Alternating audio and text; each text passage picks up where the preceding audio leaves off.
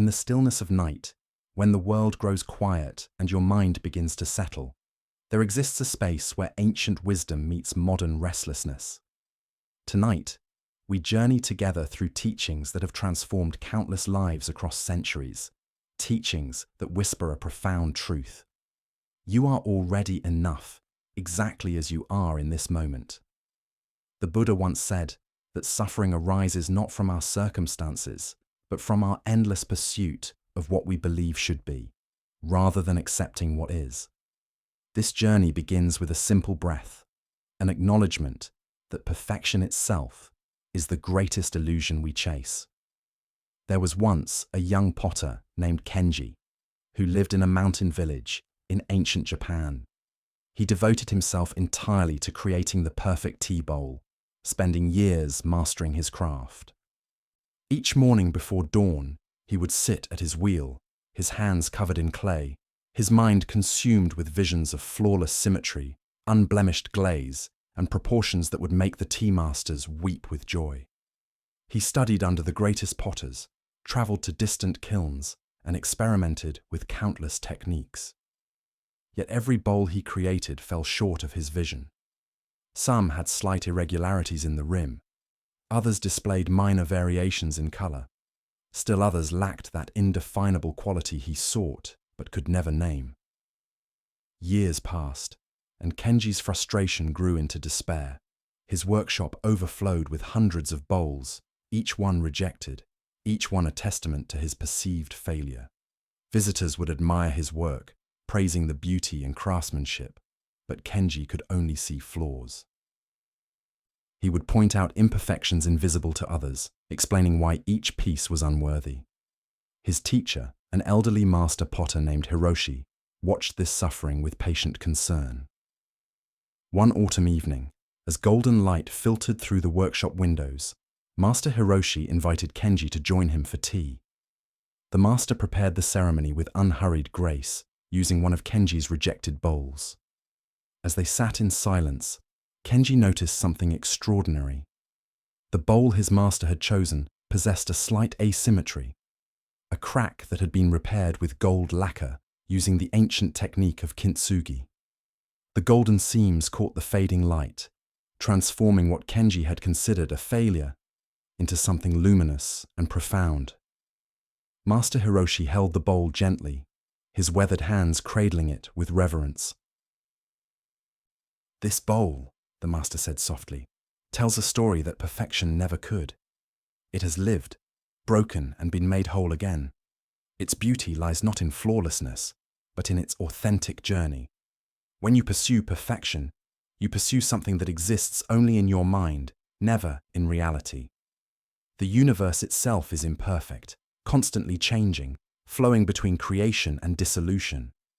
Why should your bowls be any different?"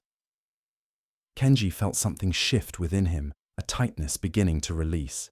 He had spent so many years fighting against the natural way of things, demanding that clay and fire and his own human hands produce something beyond their nature. Master Hiroshi continued, "In Zen, we speak of wabi-sabi, the acceptance of transience and imperfection. It is the understanding that beauty exists in the natural cycle of growth and decay, in the marks that time and use leave upon all things. Your rejected bowls are not failures. They are honest expressions of a moment, of the humidity that day, of the wood in the kiln, of your breathing as you worked. They are perfect in their imperfection." That night, Kenji returned to his workshop and looked at his hundreds of bowls with new eyes. He began to see each one not as a failure, but as a unique moment captured in clay. Some had the soft irregularity of mountain fog. Others possessed the rough texture of weathered stone. Each told its own truth. He selected several bowls and began using them daily, allowing them to develop the patina of use, the small chips and stains that come from living. Over time, these marks became part of their character, deepening their beauty rather than diminishing it. This teaching extends far beyond pottery. How often do we reject ourselves for failing to meet impossible standards? We compare our lives to carefully curated images, our bodies to digitally altered ideals, our achievements to others' highlight reels. We exhaust ourselves pursuing a perfection that moves further away with each step we take toward it. Like Kenji, we fill our inner workshops with rejected versions of ourselves, unable to see the beauty that others perceive clearly. The Buddhist understanding of impermanence teaches us that everything changes, nothing remains fixed, and clinging to any state, including perfection, brings suffering. When we accept this truth, we free ourselves from the exhausting battle against reality. We can appreciate this moment, this breath, this imperfect but authentic life we are actually living. The Japanese aesthetic of wabi-sabi, deeply rooted in Buddhist philosophy, celebrates the beauty of things imperfect, impermanent, and incomplete. It finds profound elegance in weathered wood, in asymmetry, in the simple and unadorned. As you listen tonight, allow yourself to consider where you have been like Kenji, rejecting the beautiful reality of your life in pursuit of an imagined perfection. What if, like those tea bowls, your supposed flaws are actually what make you unique and genuine? What if the cracks you have repaired with patience and courage are your most beautiful features, golden seams that tell the story of your resilience? In ancient China, during the Tang dynasty, there lived a calligraphy student named Lin who sought to master the art of brush writing. She had studied the great master's work, spending countless hours analyzing each stroke, measuring the space between characters, examining the balance of ink and emptiness on rice paper. Her teacher, Master Chen, was renowned throughout the region for calligraphy that seemed to dance between control and spontaneity, discipline and freedom.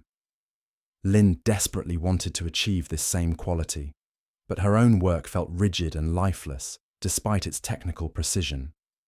Each morning, Lin would practice the same characters hundreds of times, striving for exact replication of the master's techniques. Her strokes were measured, her spacing calculated, her pressure controlled, yet something essential was missing. The characters she produced were correct but soulless, like beautiful corpses rather than living expressions.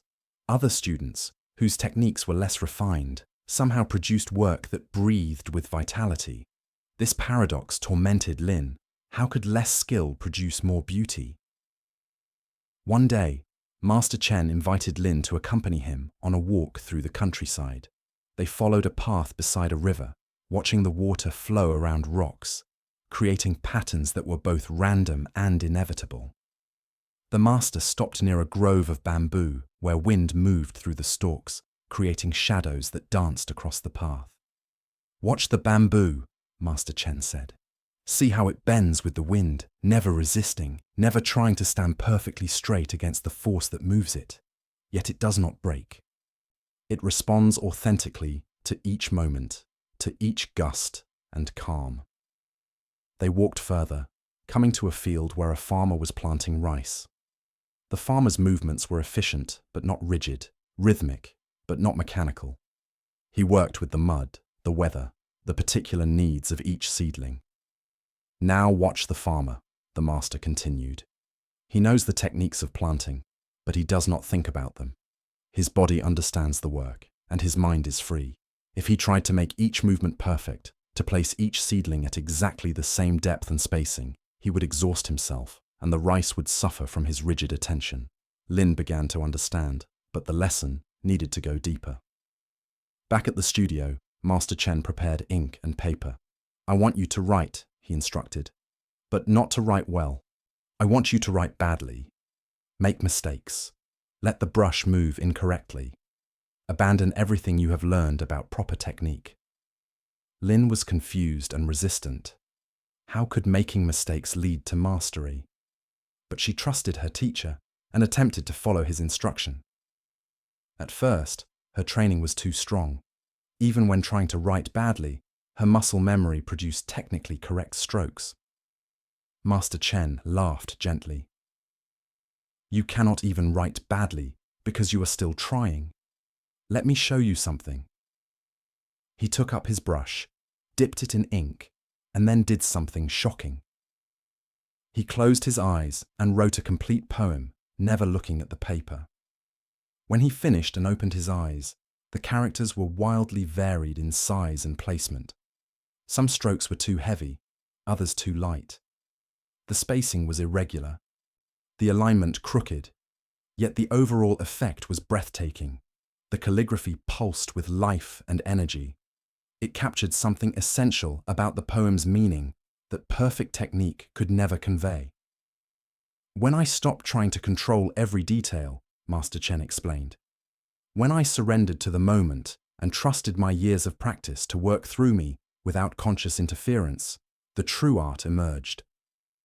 Perfection is the death of authenticity. It is a mask we wear to hide our fear of being fully present. This teaching illuminated a profound truth for Lin. She had been so focused on avoiding mistakes that she had stopped being present with the actual experience of making calligraphy. Her awareness was always slightly ahead of her brush, planning, correcting, judging. She was never actually in the moment of creation. The Buddhist concept of beginner's mind, or shoshin, suddenly made sense. It was not about lacking skill, but about approaching each moment with openness and without preconception, even after years of training. Lin began practicing differently. She still honored the techniques she had learned, but she stopped making them her master. Instead, she allowed them to become part of her, accessible, but not controlling. She practiced writing without judgment, without comparing each character to an ideal. She wrote poems about her own life, her own feelings, rather than copying the classics. She made mistakes and sometimes let them stand, discovering that what she had labeled as errors often added unexpected beauty or meaning. Gradually, her calligraphy came alive. It still contained technical excellence, but now that excellence served expression rather than constraining it. Other students began to ask her advice, noticing the transformation in her work. She shared Master Chen's wisdom, always emphasizing that the goal was not to write perfectly, but to write truthfully, to allow one's authentic presence to flow through the brush without interference from fear or ego. This teaching speaks directly to our modern struggle with perfectionism. We live in an age of endless editing, where every photo can be filtered, every word revised, every presentation of ourselves carefully curated. We have forgotten how to be spontaneous, how to allow our authentic expression to emerge without constant self-monitoring and correction. Like Lin before her awakening, we have become technically proficient at life while losing touch with the vitality that makes living meaningful. The Buddhist practice of mindfulness is not about doing everything perfectly. It is about being fully present with whatever is happening, whether we judge it as good or bad, success or failure. When we practice this presence, we discover that our fear of imperfection has been creating a barrier between ourselves and direct experience. We have been living in our heads, in our judgments and evaluations, rather than in the actual unfolding of our lives. As you rest tonight, breathing slowly, feeling your body against the surface beneath you, notice if there is a voice judging your relaxation, evaluating whether you are doing it correctly, comparing this moment to how you think it should be. Can you gently set that voice aside and simply be here, breathing, existing, perfect in your imperfection, complete in your incompleteness? In a Tibetan monastery high in the Himalayas, there lived a young monk named Tenzin who had devoted himself to meditation practice with fierce determination. He had read extensively about enlightenment, about the perfect peace and clarity that awaited those who practiced diligently enough. In his mind, he had constructed a detailed image of what his meditation should feel like, what signs would indicate progress, what experiences would confirm he was on the correct path. Each day, he sat for many hours, but his meditation was a constant battle between his actual experience and his expectations. When thoughts arose, Tenzin became frustrated, seeing them as failures in his practice. When his body grew uncomfortable, he judged himself as weak and lacking discipline. When he felt drowsy, he fought against it with desperate concentration. When he felt alert but not blissfully peaceful, he wondered what he was doing wrong.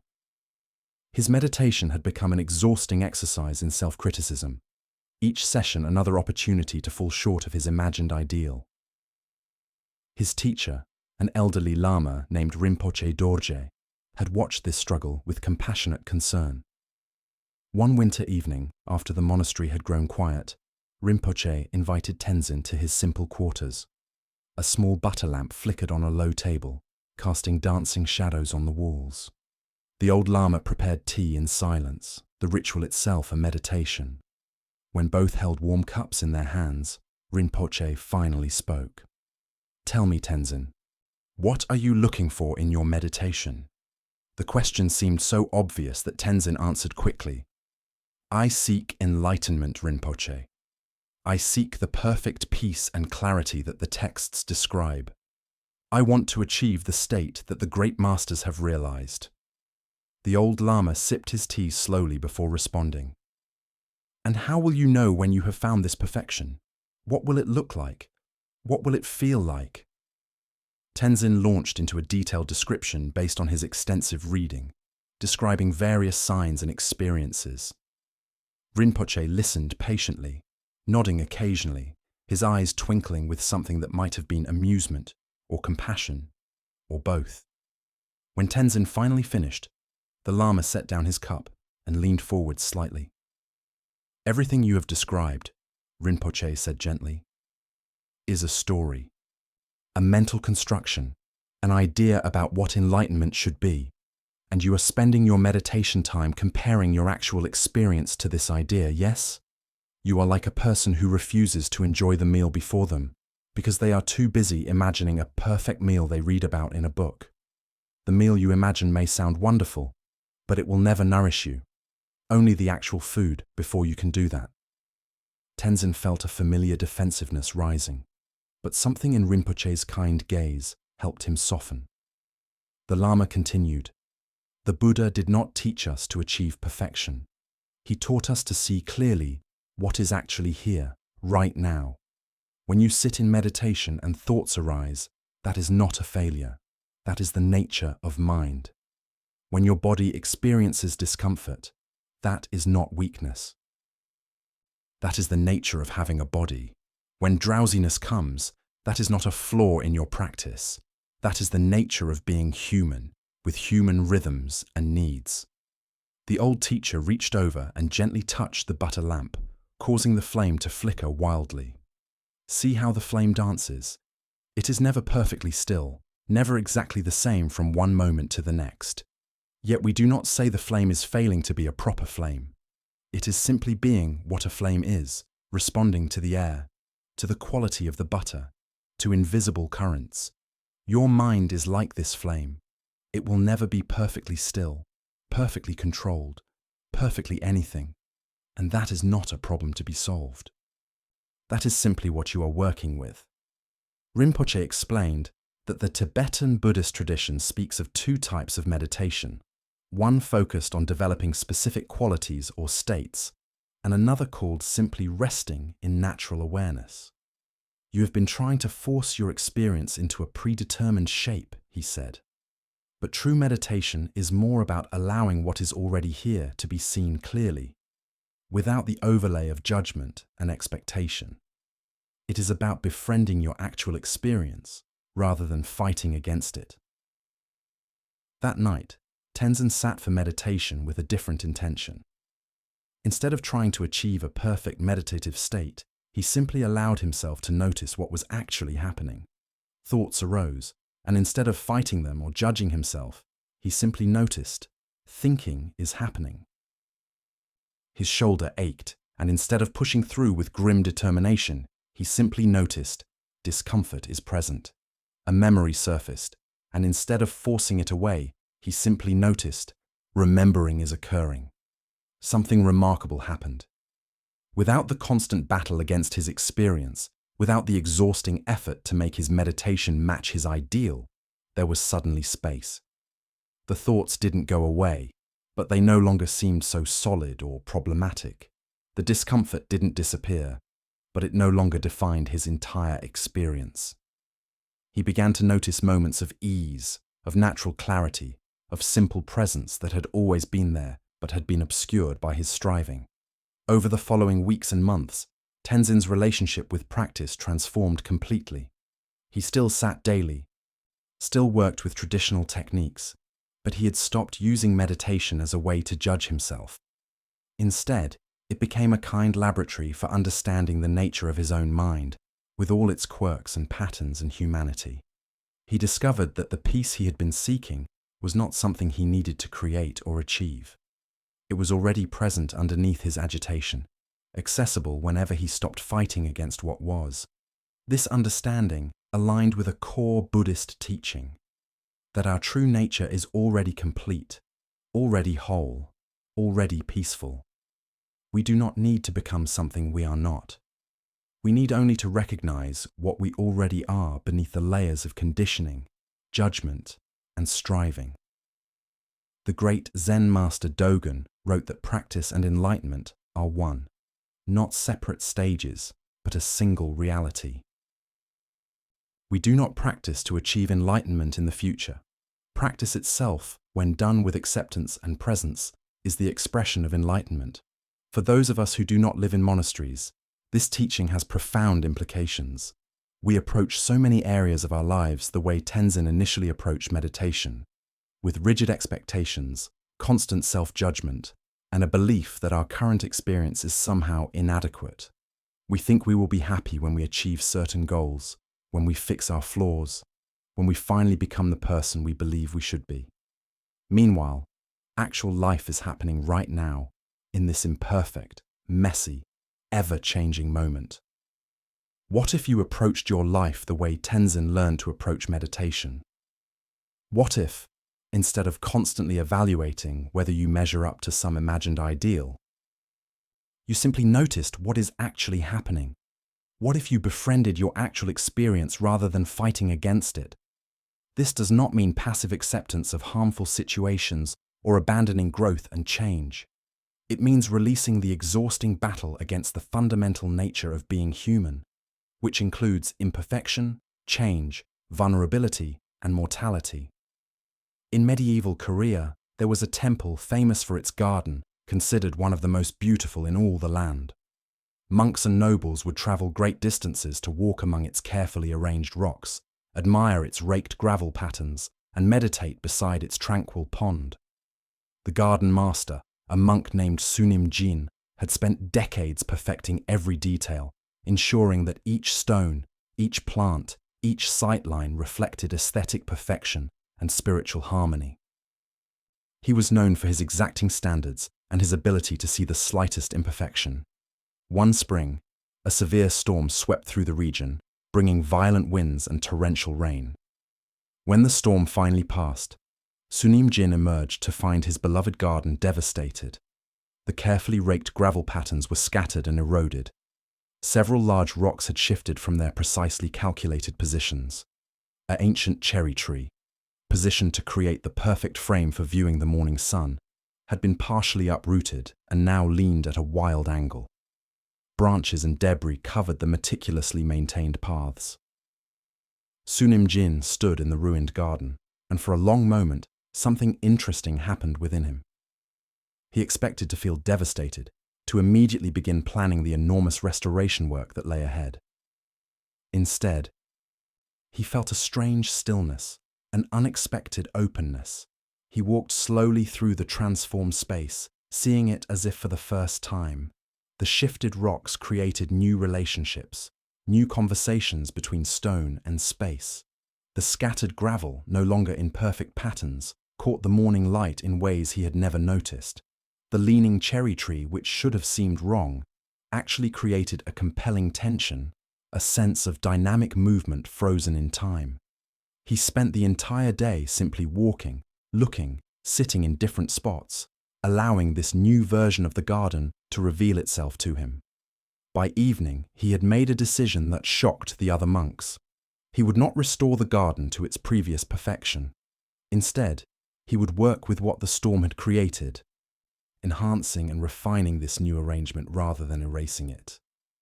Some monks were confused, even critical. They reminded him of the decades of careful work that had created the garden's famous perfection. But Sunim Jin was unmoved. "I spent 30 years creating a garden that expressed my idea of perfection," he explained to the assembled monks. "It was beautiful, but it was also a kind of prison.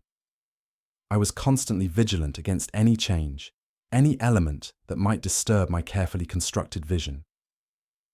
I lived in fear of storms, of falling leaves in the wrong places, of branches growing beyond their assigned space. The garden owned me more than I tended it. Now the storm has offered me a teaching. It has shown me that nature's wisdom exceeds my planning. These rocks in their new positions speak in ways they never did before. The leaning tree expresses something about resilience and adaptation that my perfect vertical specimens never could." Over the following months, Sunim Jin worked with the garden's storm-given form, making adjustments that honored both the upheaval and his own aesthetic sensibility. He stabilized the leaning cherry tree in its new position, rather than trying to straighten it. He arranged some of the scattered rocks into new configurations, leaving others as the storm had placed them. He created paths that acknowledged the new geography, rather than trying to impose the old patterns.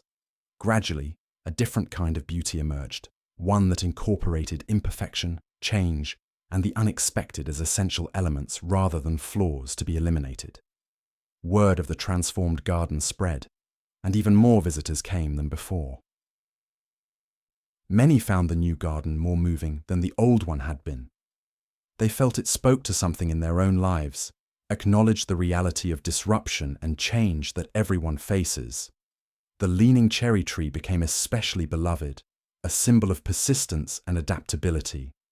People would sit beneath it and feel permission to be less than perfect themselves, to bear their own burdens at their own angles.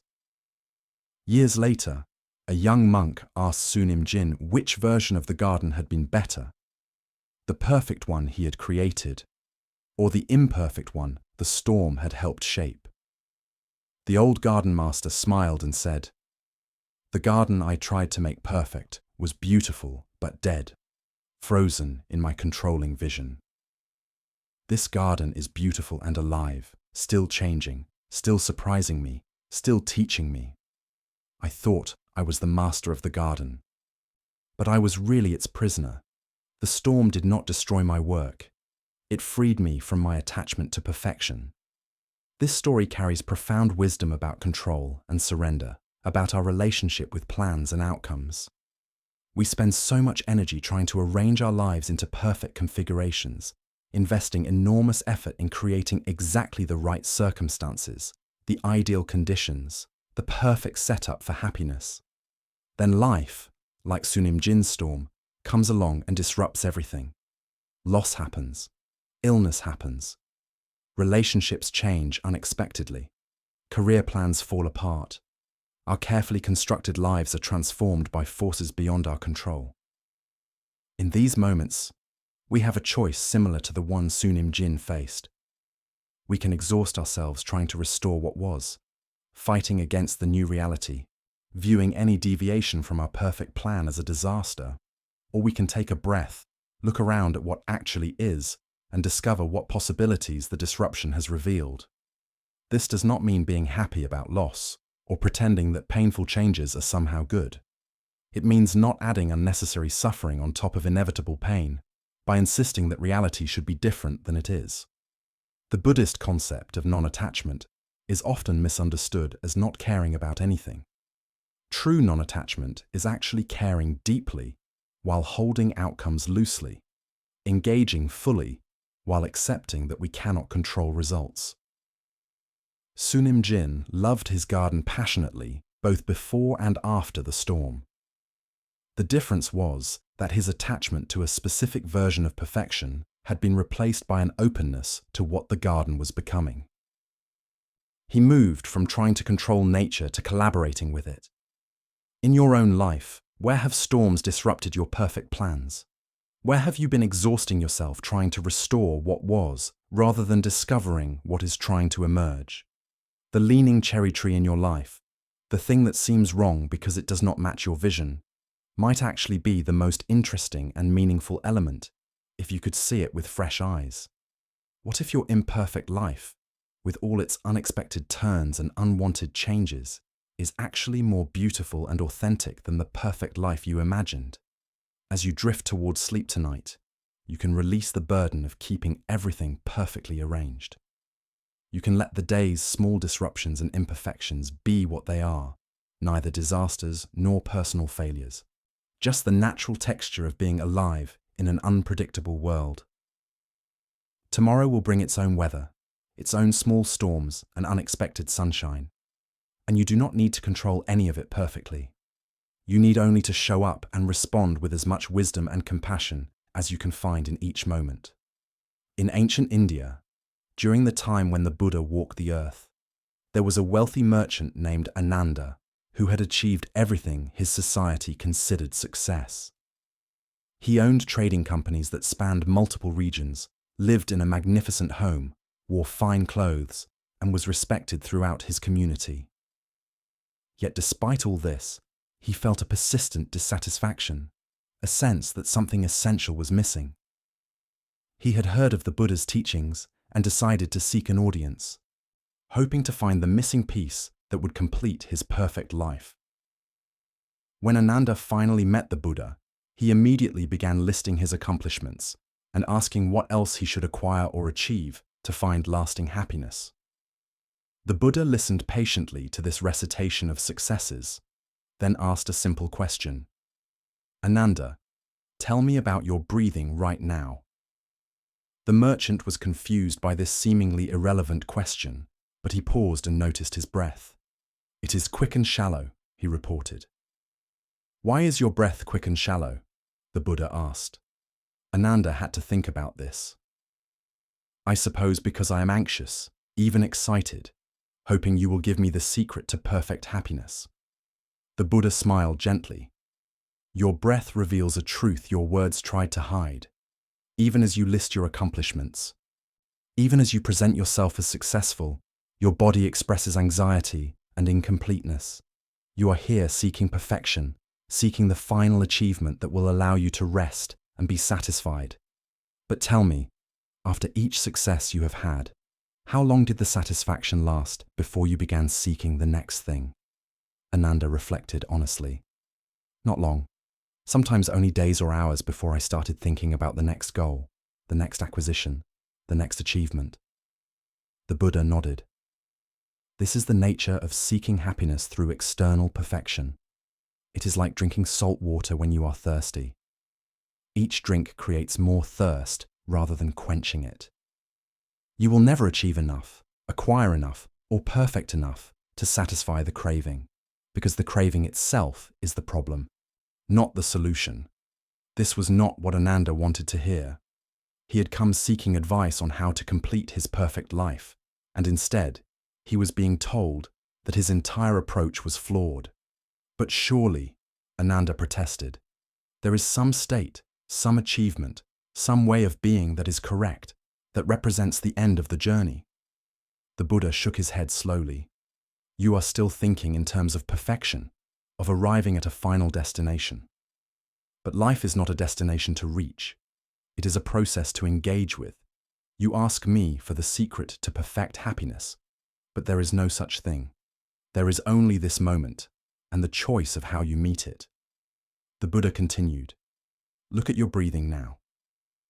Ananda noticed that it had slowed somewhat during the conversation, becoming deeper and more regular. Your breath is always changing, never perfect, never complete, always in process. Sometimes it is fast, sometimes slow, sometimes deep, sometimes shallow. Sometimes you notice it, usually you do not. Yet it sustains your life perfectly without being perfect. Your life is the same. It is always changing, never complete, never matching any ideal. Yet it is your actual life, the only one you have, already perfect in its imperfection. Ananda felt something crack open inside him, a release of tension he had carried for so long that he had forgotten it was there. He realized that his entire life had been organized around trying to achieve a state of perfect completion. where he could finally relax and be satisfied. But that state was imaginary, always receding into the future, never actually present. Meanwhile, his actual life was happening in moments he barely noticed, moments he rushed through in pursuit of some better moment ahead. The Buddha gave Ananda a practice. For the next week, I want you to notice your breath regularly throughout the day, not to control it or perfect it, simply to notice it as it is. Quick or slow, deep or shallow, comfortable or uncomfortable. Just notice without judgment. And when you notice your breath, also notice whatever else is present in that moment. The sounds, the sensations, the thoughts, the feelings. Again, not to change anything or perfect anything, simply to notice what is actually here. Ananda practiced as instructed, and the experience was revelatory. He discovered that his actual life, the one happening beneath his constant planning and striving, was incredibly rich. There were thousands of small moments he had been missing entirely, his attention always projected into the future or lost in evaluation of the past. The taste of his morning tea, the feeling of sunlight on his skin, the sound of his daughter's laughter, the satisfaction of work done with attention. These experiences had always been present, but he had been too busy pursuing perfection to notice them. He also noticed how much suffering he created through comparison and judgment. Every experience was immediately evaluated as good or bad, moving him toward or away from his ideal. Even pleasant moments were tainted by his awareness that they would end, that they were not perfect enough, that he should be experiencing something better. He saw how exhausting this constant evaluation was, how it kept him perpetually dissatisfied, regardless of circumstances. Over time, something began to shift in Ananda's relationship with his life. He still ran his businesses, still engaged with his family and community, still had goals and plans. But these activities were no longer driven by a desperate need to achieve some perfect state.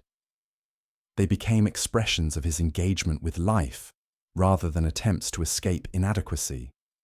When things went well, he could appreciate them without clinging.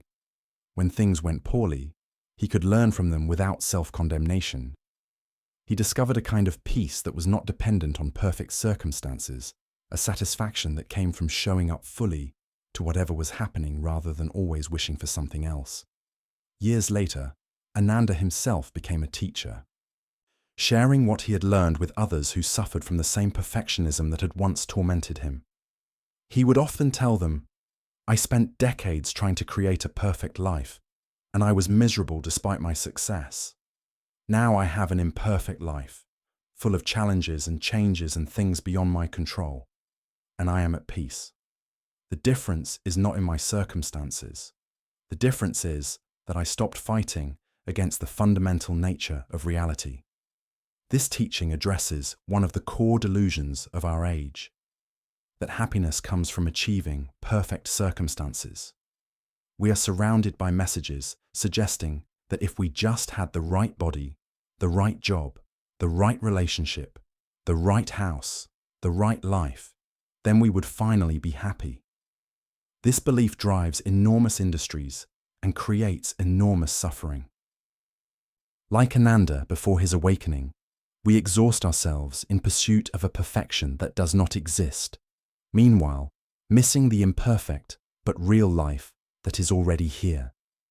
The practice the Buddha gave to Ananda, simple awareness of breathing and present moment experience, is the foundation of mindfulness meditation. But it is not really about meditation as a formal practice.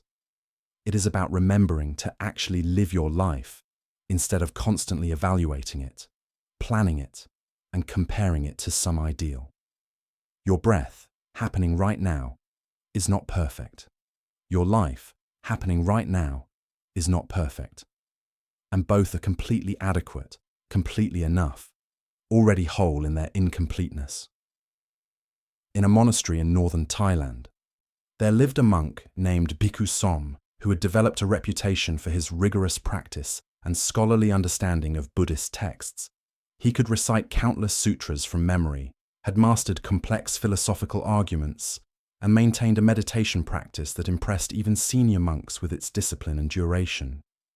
Yet despite all this knowledge and practice, he felt something was fundamentally missing. His understanding remained intellectual, his practice felt mechanical, and the peace the teachings promised seemed always just beyond reach. One day, the monastery welcomed a wandering forest monk, an elderly teacher named Ajahn Maha, who had spent 40 years practicing in the wilderness. Unlike Bhikkhu Som, Ajahn Maha had studied very little formal philosophy and could barely read. Yet there was something about his presence, a quality of ease and genuine peace that drew people to him. Bhikkhu Som found himself both attracted to and threatened by this unschooled monk, whose wisdom seemed to flow from direct experience rather than textual study. During a community gathering, someone asked Ajahn Maha about the path to perfecting one's practice. The old forest monk was quiet for a long moment, then began to laugh, a genuine, belly-deep laugh that seemed almost inappropriate given the seriousness of the question. When he finally composed himself, he said, "Perfect practice? I don't know anything about perfect practice. I only know about honest practice. In the forest, I spent years trying to perfect my meditation, trying to achieve the special states and experiences I had read about. I was so busy trying to meditate perfectly that I forgot to actually meditate." He continued, "One rainy season, I became very ill, fever, chills, unable to keep food down. I was too sick to maintain my usual practice, too weak even to sit up properly. I could only lie on my sleeping mat, aware of the misery of the body, the disappointment of not being able to practice properly. And then something shifted. I realized I was still trying to control my experience, still trying to make even illness happen in the right way.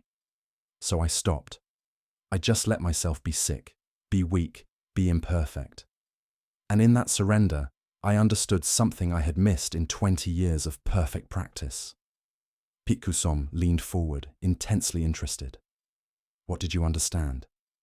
The old monk smiled. "That there is no such thing as correct experience or incorrect experience. There is only experience. The Buddha did not teach us to have perfect experiences. He taught us to be present with whatever experience is actually arising, to see its nature clearly, to understand that it is impermanent, unsatisfactory when clung to, and not self. Whether you are sitting in perfect posture, having profound insights, or lying in your own waste, too sick to move, the teaching applies equally.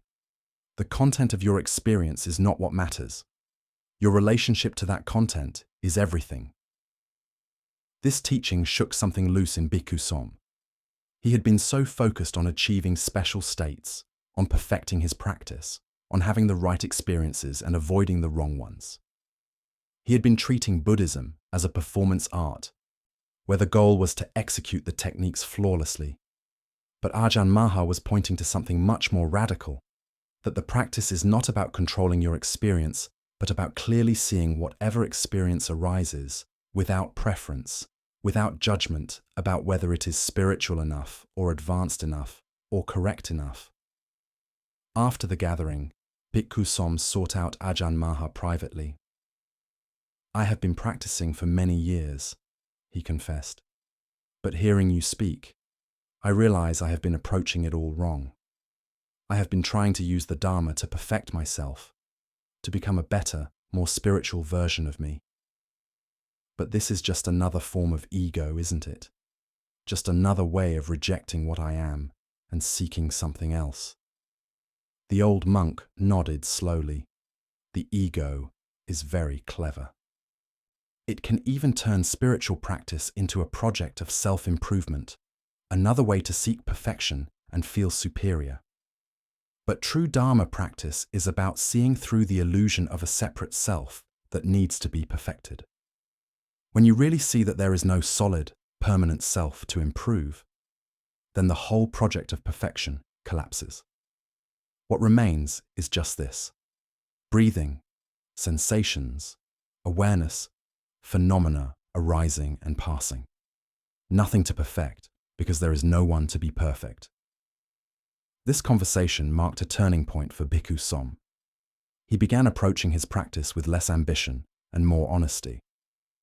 When his meditation was calm and focused, he noticed that with interest but without attachment. When his meditation was scattered and difficult, he noticed that too with the same interest and lack of attachment. He stopped comparing each session to some ideal and started actually being present for what each session was. He discovered that his most profound insights often arose during the difficult sessions he had previously judged as failures. He also began to question his relationship with his scholarly knowledge. He had accumulated so much information about Buddhism, but how much wisdom did he actually embody?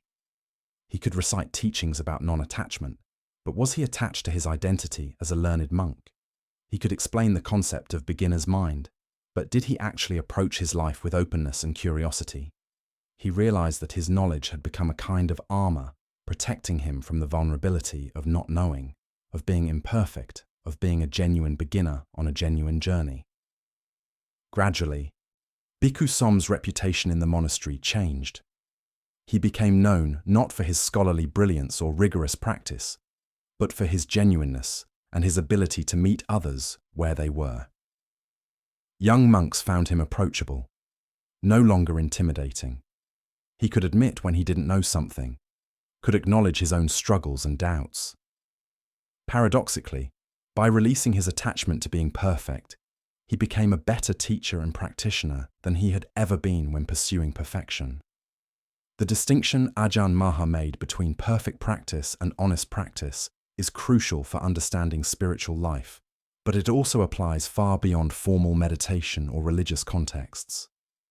We live in a culture obsessed with optimization, with life hacking, with finding the perfect routine, diet, exercise program, or productivity system. We treat ourselves as projects to be perfected rather than human beings to be understood and compassionately met.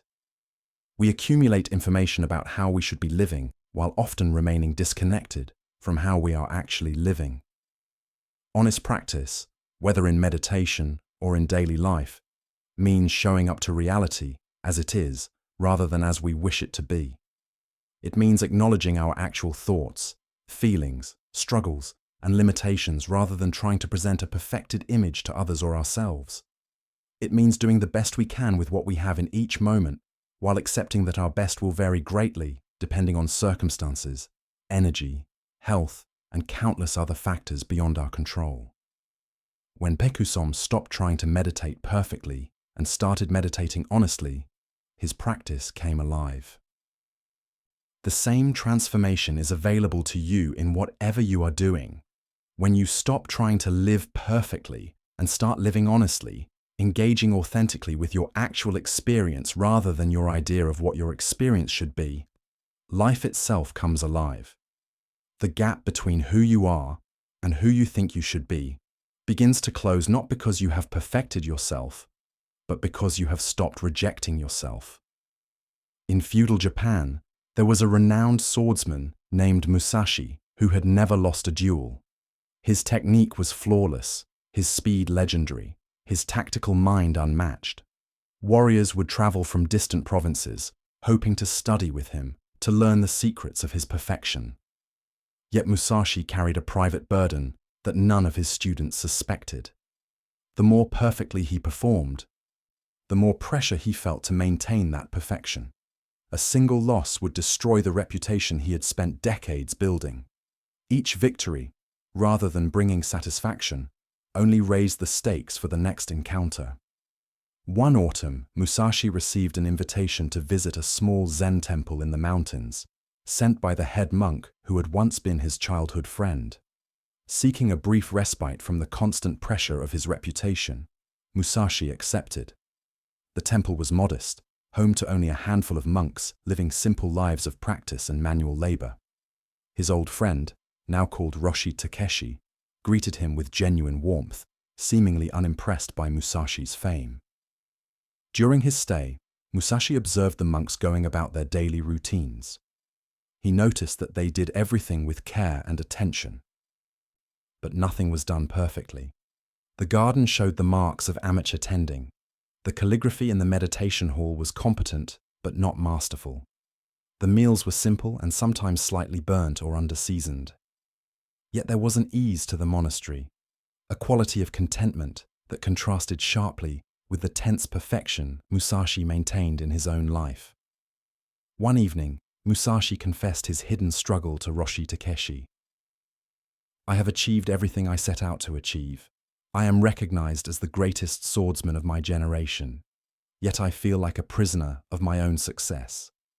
I cannot relax, cannot make a mistake, cannot be anything less than perfect because I have created an identity that demands perfection.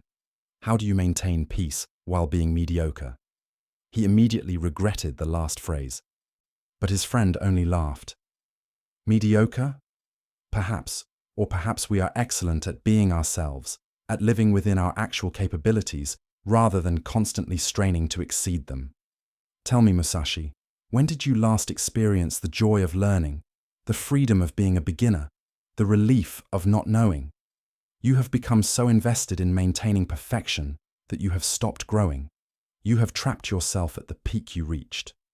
Roshi Takeshi continued, "In Zen, we have a saying: before enlightenment, chop wood, carry water. After enlightenment, chop wood, carry water. The activities do not change. The perfection of technique is not what matters. What changes is the relationship to the activity, the freedom from needing it to be anything other than what it is. You chop your enemies with perfect technique while being chopped apart inside by the need to maintain that perfection. We chop wood imperfectly while maintaining inner peace. Which is the superior way?" The question hung in the mountain air. Musashi had no answer. That night, he could not sleep, his mind returning again and again to his friend's words. He had spent his entire adult life pursuing perfection in swordsmanship, believing that mastery was the path to satisfaction and peace. Yet here was his old friend, a mediocre gardener and adequate calligrapher, demonstrating a quality of being that Musashi's perfection had never produced. The next morning, Roshi Takeshi invited Musashi to join the monks in their work period. He was assigned to help in the garden, a task for which he had no training or talent. At first, Musashi approached it as he approached everything, with fierce determination to do it correctly. But he quickly discovered he had no idea what correctly meant in this context. Which weeds should be removed? How much should he prune? Where should he place the rocks he was moving? With no clear standard of perfection to aim for, he felt disoriented and uncomfortable. Roshi noticed his friend's struggle and came to sit beside him. "You are suffering because you do not know the perfect way to garden, yes?" Musashi nodded. "Good," his friend said. "Now you have an opportunity that your expertise in swordsmanship never provided. The opportunity to do something poorly, to be a beginner, to make mistakes without disaster. This garden will not die if you prune incorrectly. Your identity will not collapse if you place a rock in the wrong location. You are free to try, to err, to learn. Can you allow yourself that freedom?" Something shifted in Musashi in that moment. He realized that his pursuit of perfection had been paradoxically a kind of cowardice. By only doing what he had already mastered, by maintaining an image of flawlessness, he had been avoiding the vulnerability of genuine learning, the humility of being inadequate, the risk of public failure. His perfection was a fortress protecting him from the full experience of being human. He spent the rest of his visit working alongside the monks, trying his hand at various tasks he had no skill in. He made lopsided pottery, burned rice, swept floors inadequately, and gradually, he began to feel something he had not experienced since childhood: the simple pleasure of engaging with activities for their own sake rather than for the achievement they represented. When he returned to his sword school, he was a different teacher. Musashi began showing his students his own mistakes, demonstrating techniques imperfectly, admitting when he did not know the answer to a question. At first, some students were disappointed, having come seeking a flawless master. But others found this authenticity liberating. They felt permission to be learners rather than pretenders, to make mistakes rather than hide them, to focus on genuine development rather than the appearance of competence. The school's atmosphere transformed from one of tense perfection-seeking to one of genuine exploration and growth. Years later, Musashi wrote in his famous book on strategy, "In all things, practice without attachment to outcome. The master has failed more times than the beginner has tried. Perfection is not the goal, engagement is the goal. Be willing to be a beginner at every stage. The moment you believe you have arrived at perfection, you have stopped on the path and will soon be passed by those still walking." This teaching speaks to a trap many of us fall into once we achieve some level of success or competence. We become invested in our reputation, in the identity we have constructed, in maintaining the image of having it all figured out. We stop taking risks, stop trying new things, stop being honest about our limitations. We choose the comfortable prison of appearing competent over the disorienting freedom of actual growth. Like Musashi before his awakening, we mistake our carefully maintained perfection for mastery, not realizing that true mastery includes the willingness to be imperfect, to be a beginner, to not know. What areas of your life have you mastered to the point that they have stopped being sources of joy and become merely obligations to maintain an image? Where are you performing perfection while sacrificing authenticity? What might happen if you gave yourself permission to be mediocre, to try things you are not good at, to risk looking foolish or inadequate? The imprisoned swordsman in you might resist these questions, but the human being in you knows their importance. In a small village in ancient China, there lived a woman named Mei Lin, who was known throughout the region for her embroidery. Her work was so exquisite that wealthy families would wait years for her to complete a commission. Every stitch was perfectly placed, every color precisely matched, every pattern executed with flawless technique. She worked long hours by candlelight, often redoing entire sections if she detected the slightest imperfection. Her pieces were indeed magnificent, but they came at a great cost to her health, her family relationships, and her own peace of mind. Mei Lin's daughter, a girl named Lotus, loved to watch her mother work, but was forbidden to touch the precious silk and threads. "You are too young, too careless," Mei Lin would say. "This work requires perfection, and you would only make mistakes." Lotus accepted this judgment and instead played with scraps of fabric, creating small figures and scenes with whatever materials she could find. Her creations were childish and crude, but she made them with joy and complete absorption. One year, a severe illness swept through the village. Mei Lin fell desperately ill, unable to work for many weeks. During her long recovery, she could only lie in bed, too weak even to hold a needle. From her bed, she could see Lotus working with her fabric scraps, humming quietly as she sewed. For the first time, Mei Lin really watched her daughter's process, rather than dismissing it as child's play. What she observed surprised her. Lotus worked with complete presence, not worried about mistakes, not comparing her work to any ideal. When a stitch went wrong, she simply adapted, incorporating the error into her design. When she ran out of one color, she cheerfully substituted another. Her attitude was one of play and experimentation rather than grim determination to achieve perfection.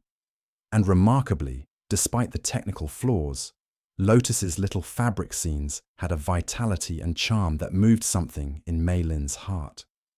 One day, Mei Lin called Lotus to her bedside. "Show me what you're making," she said gently. Lotus brought over her current project, a fabric garden scene with slightly crooked flowers and trees that leaned at impossible angles. "It's not very good," Lotus said matter-of-factly, without shame. "The flowers are too big, and the birds are strange, but I like making it. It makes me happy." Mei Lin felt tears rising. When had she last said such a thing? When had she last created anything simply because it brought joy, rather than because it met a standard of excellence? She realized that in her pursuit of perfect embroidery, she had lost touch with the simple pleasure that had drawn her to needlework as a girl. Her work had become a performance, each piece a test she had to pass flawlessly. The joy had been replaced by anxiety, the creative play by rigid control. As Mei Lin slowly recovered her strength, she began working again, but differently. She set aside her commissions temporarily, and instead created pieces just for herself and her family, pieces that no one else would judge. She experimented with new techniques, knowing they might fail. She worked faster, accepting imperfections. She even invited Lotus to add small elements to some pieces, trusting her daughter's enthusiastic but imperfect stitching. Something remarkable happened. The quality of her work did not diminish. If anything, it became more lively and interesting. The pieces she created during this period had a spontaneity and warmth that her technically perfect earlier works sometimes lacked. When she eventually returned to taking commissions, she brought this new approach with her. She still possessed all her technical skill, but it was now in service to expression and joy, rather than to an anxious perfectionism. Her clients noticed the change. Some actually preferred the new work, finding it more emotionally resonant than the flawless but somehow sterile pieces she had created before. Others did not, wanting only technical perfection. Mei Lin found she no longer needed every client's approval. She could let go of commissions that demanded a kind of perfection that would require sacrificing her peace and joy. There were enough people who valued what she now offered. Excellence combined with humanity, skill combined with spontaneity, beauty that included rather than excluded the marks of life and hand. Most importantly, her relationship with Lotus transformed. They began working side by side, Mei Lin teaching her daughter technique, while Lotus reminded her mother of the joy of creative play. Lotus learned skill, but not at the cost of spontaneity. Mei Lin relearned spontaneity without abandoning skill. Together, they found a middle way that honored both discipline and freedom. Years later, when Mei Lin was an old woman, people would ask her about her most treasured work. They expected her to name one of her masterpieces, some perfect piece that had brought her fame. Instead, she would bring out a small, slightly messy fabric garden scene that she had made in collaboration with her daughter during her recovery. "This piece is full of mistakes," she would say. "The proportions are wrong, the stitching uneven, some of the color choices are quite strange. But it captures something my perfect works never did. The actual experience of being alive, of creating with love, of not being afraid to be imperfect." Mei Lin's story illustrates a teaching the Buddha emphasized repeatedly, that suffering comes from craving and attachment, including attachment to appearing perfect or having others view us as flawless. Her need for every piece to be absolutely perfect created constant anxiety, separated her from genuine connection with her daughter, and ironically kept her from creating her most meaningful work. When illness forced her to release that attachment, not by choice, but by necessity, she discovered that what she had feared, imperfection, was actually the doorway to the joy and connection she had been seeking. This pattern repeats across so many lives. We develop a talent or skill, and gradually it becomes our identity, something we must perform flawlessly to maintain our sense of worth. What began as play becomes work, then becomes burden. We become our own harsh taskmasters, accepting nothing less than perfection from ourselves while extending much more compassion to others. We forget that mistakes are not just inevitable, but essential to creativity. That imperfection is not a failing, but a characteristic of anything genuinely human. What is your embroidery? What area of your life has become so burdened with demands for perfection that you have lost touch with why you valued it in the first place? What would it mean to approach that area the way Lotus approached her fabric scraps? With playfulness, acceptance of mistakes, and focus on joy rather than judgment. The technical skill you have developed need not be abandoned. Like Mei Lin, you can keep your competence while recovering your humanity, can honor discipline while making space for spontaneity. As you settle into sleep tonight, you can let go of the day's performances, the constant monitoring of whether you met your standards, the harsh judgments about everything you did imperfectly. Like lotus's crooked flowers, your imperfect day was still a day of being alive, of doing your best with what you had, of participating in this brief, precious opportunity to be human. That is more than enough. In a monastery high in the Himalayan mountains, there was a tradition that each monk would spend one season alone in a remote hermitage as part of their training. A young monk named Lobsang eagerly awaited his turn, imagining the profound realizations he would have in perfect solitude, free from the distractions of community life.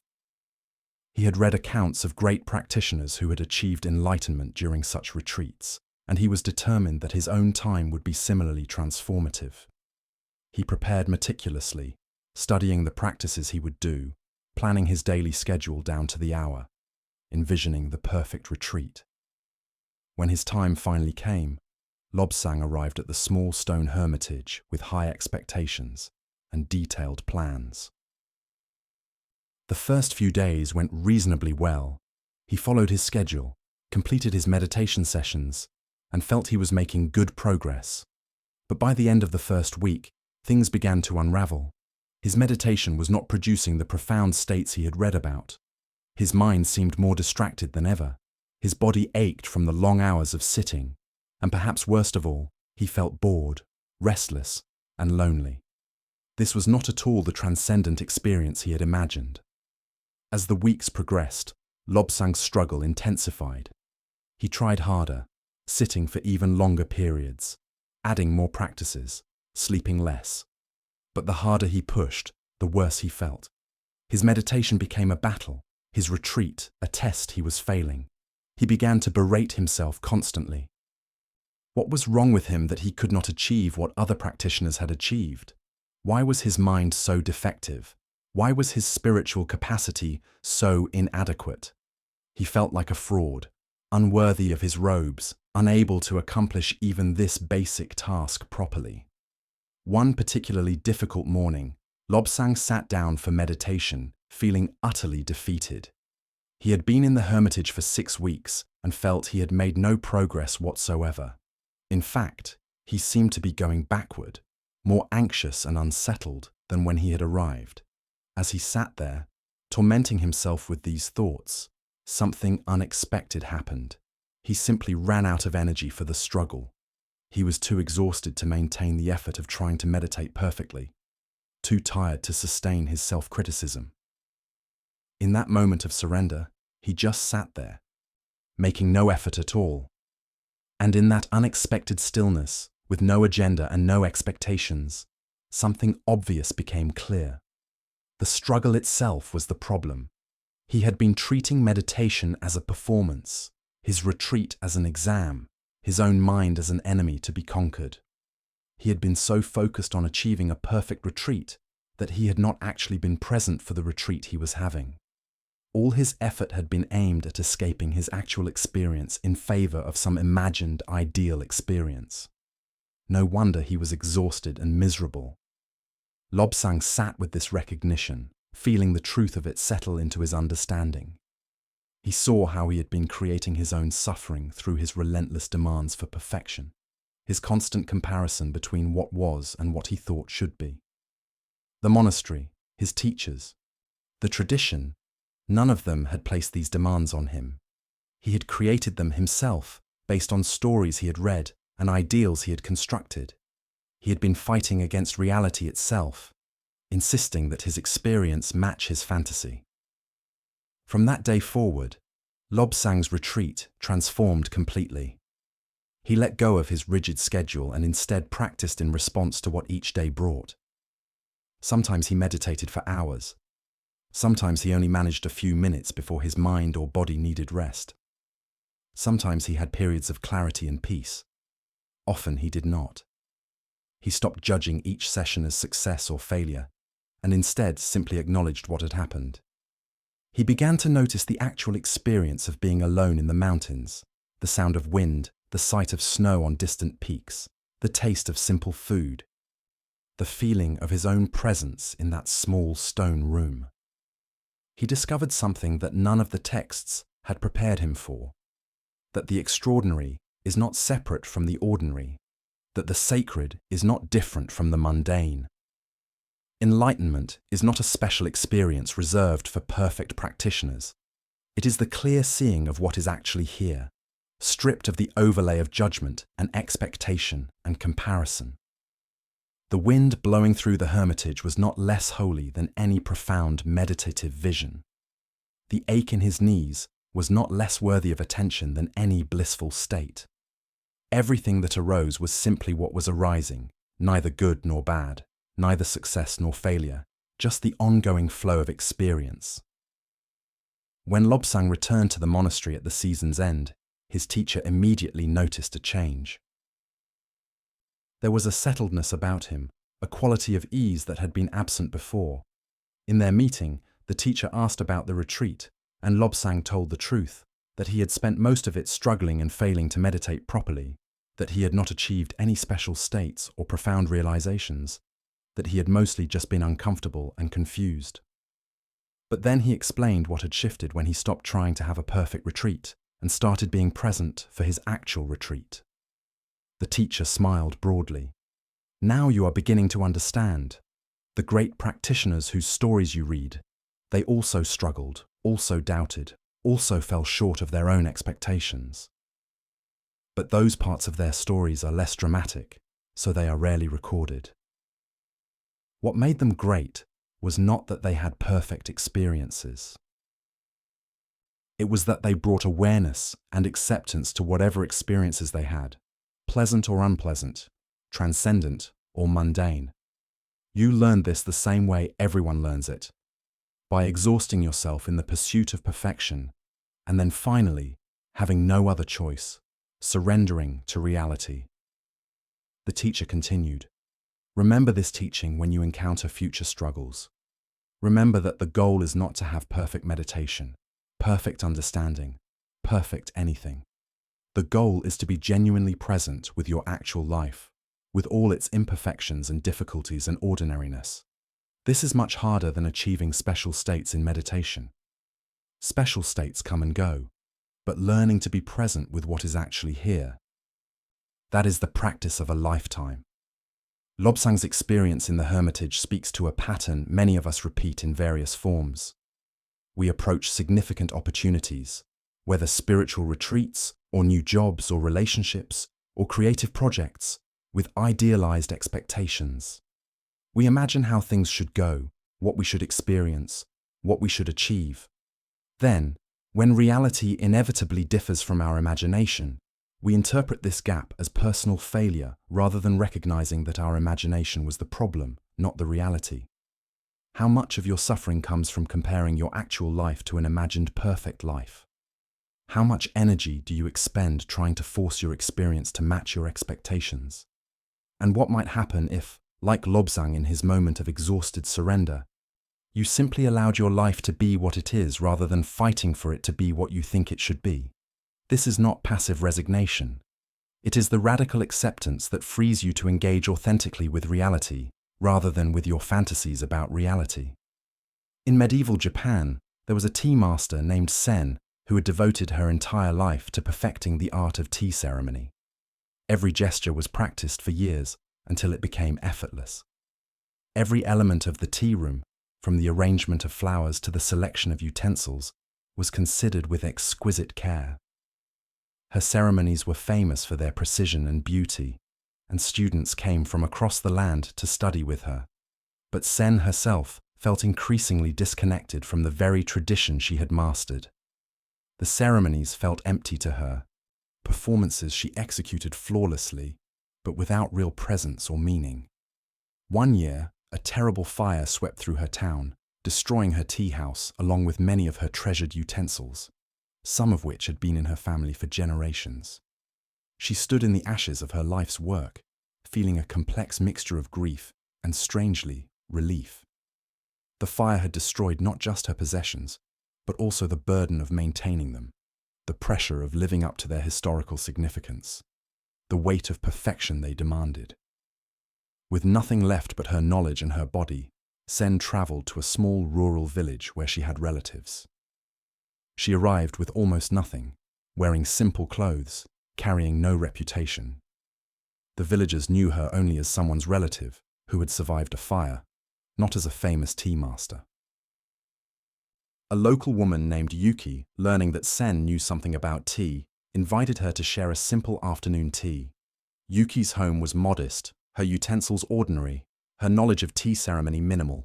She prepared the tea with none of the precision Sen had spent decades perfecting, making numerous errors of technique and protocol. Yet Sen found herself moved nearly to tears by this simple, imperfect tea. Yuki was completely present, offering hospitality with genuine warmth, creating a moment of connection and care, rather than performing a perfect ritual.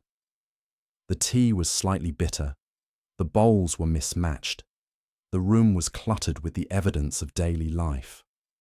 And all of it was real in a way that Sen's perfect ceremonies had stopped being. In Yuki's cheerful imperfection, Sen encountered the actual spirit of tea ceremony, which she had somehow lost in her pursuit of its perfect form. Over the following months, as Sen rebuilt her life in this new place, she began teaching tea ceremony differently. She still taught the traditional forms and techniques, believing they carried valuable wisdom. But she emphasized that these forms were like grammar in language, important to know, but not the point of speaking. The point of tea ceremony, she now taught, was the creation of a moment of genuine meeting, of presence, of shared appreciation for simple beauty. Perfect execution of the forms could support this aim, but it could also obstruct it if the practitioner became more concerned with correctness than with connection. Sen began creating ceremonies that deliberately included imperfect elements. She would use cracked bowls, arrange flowers with obvious asymmetry, make small intentional errors in the serving order. Students who came seeking to learn perfect technique were initially confused and sometimes frustrated, but those who stayed began to understand what she was teaching, that tea ceremony was not about perfection, but about presence, not about flawless execution, but about genuine offering, not about maintaining tradition unchanged, but about honoring the spirit that gave rise to tradition. One day, a famous tea master from the capital visited, having heard rumors of Sen's unorthodox teaching. He was initially critical, pointing out her various deviations from traditional forms. Sen listened respectfully, then invited him to experience one of her ceremonies. She served him tea in a bowl that had been broken and repaired, creating a visible crack that ran through its center. She arranged a single wildflower in a crooked manner. She made an obvious error in the sequence of movements. The visiting master grew increasingly uncomfortable, clearly offended by what he perceived as disrespect to the sacred tradition they both served. But as the ceremony continued, something shifted. Despite the imperfections, or perhaps because of them, the ceremony had an authenticity and immediacy that penetrated his criticism. The broken bowl became a teaching about impermanence. The crooked flower became a reminder that nature does not follow human ideas of perfection. The error in sequence became an opportunity for spontaneous recovery, demonstrating grace under unexpected conditions. When the ceremony ended, both masters sat in silence for a long moment. Finally, the visiting master spoke. "You have taught me something I had forgotten.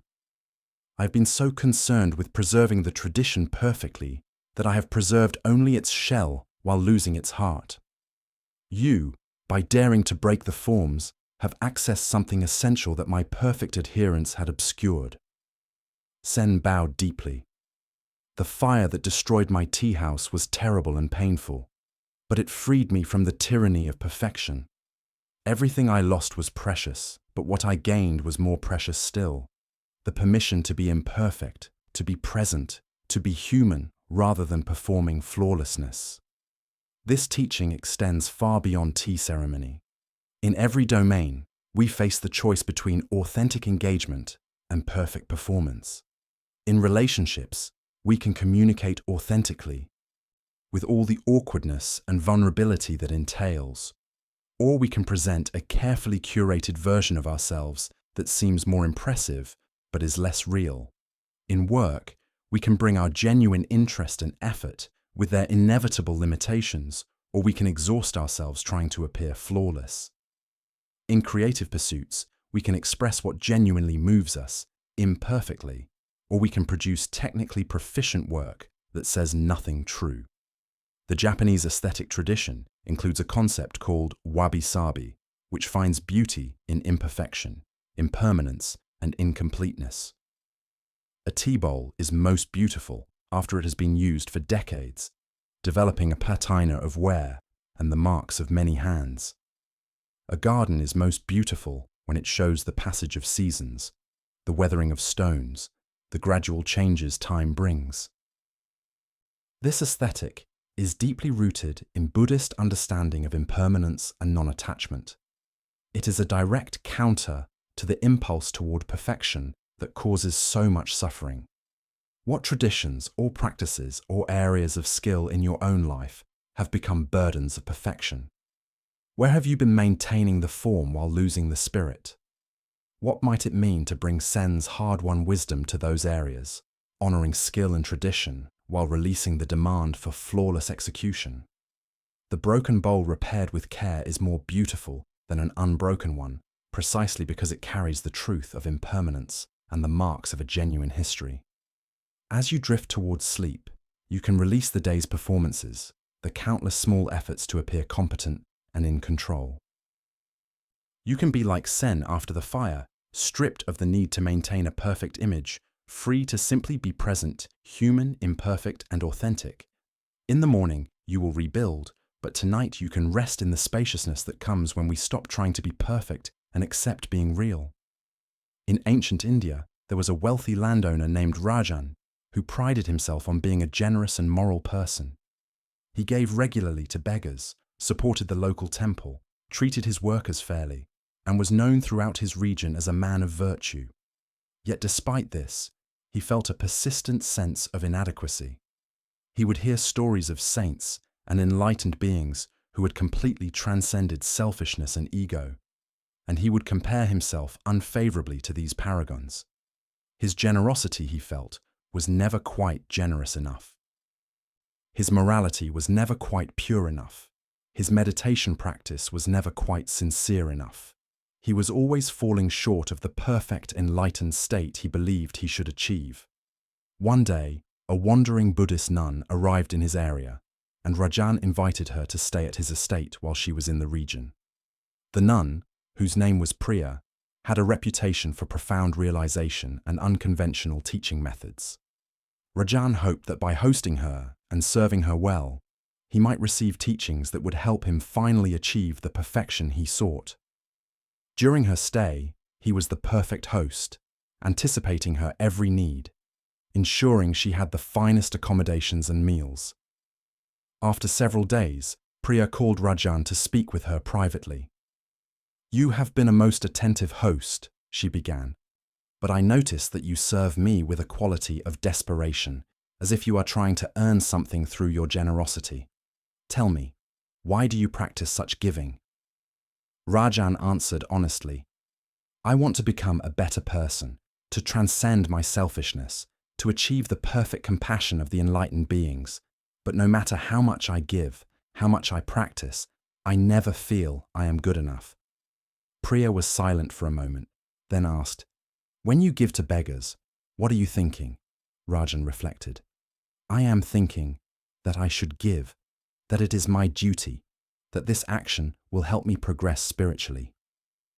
"And do you notice the beggar?" Priya asked. "Do you actually see the human being before you? Or are you primarily focused on yourself, on your own spiritual progress, on whether you are giving enough?" This question struck Rajan like a blow. He realized with sudden clarity that even his generosity had been self-focused, another project of self-improvement, another attempt to perfect himself. He had been using other people's suffering as an opportunity to enhance his own spiritual resume. His giving, while materially helpful, had been emotionally disconnected because his attention was on himself and his own inadequacy rather than on the people he was supposedly serving. Priya continued, "The Buddha did not teach us to become perfect. He taught us to see clearly. When you see clearly, you recognize that there is no separate self to perfect. The idea that you are inadequate and need to become something better is itself the problem, not the solution. You are spending your life trying to fix something that is not actually broken, trying to become something you already are."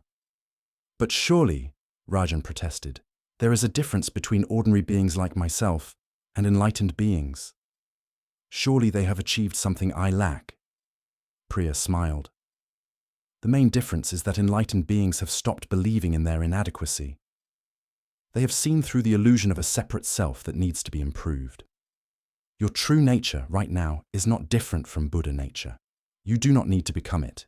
You need only to recognize what you already are beneath all your ideas about what you should be." She gave him a practice, simple but profound. "For the next week, whenever you do anything for someone else, give from fullness rather than from lack. Do not give to become better. Give because you have enough, because you can.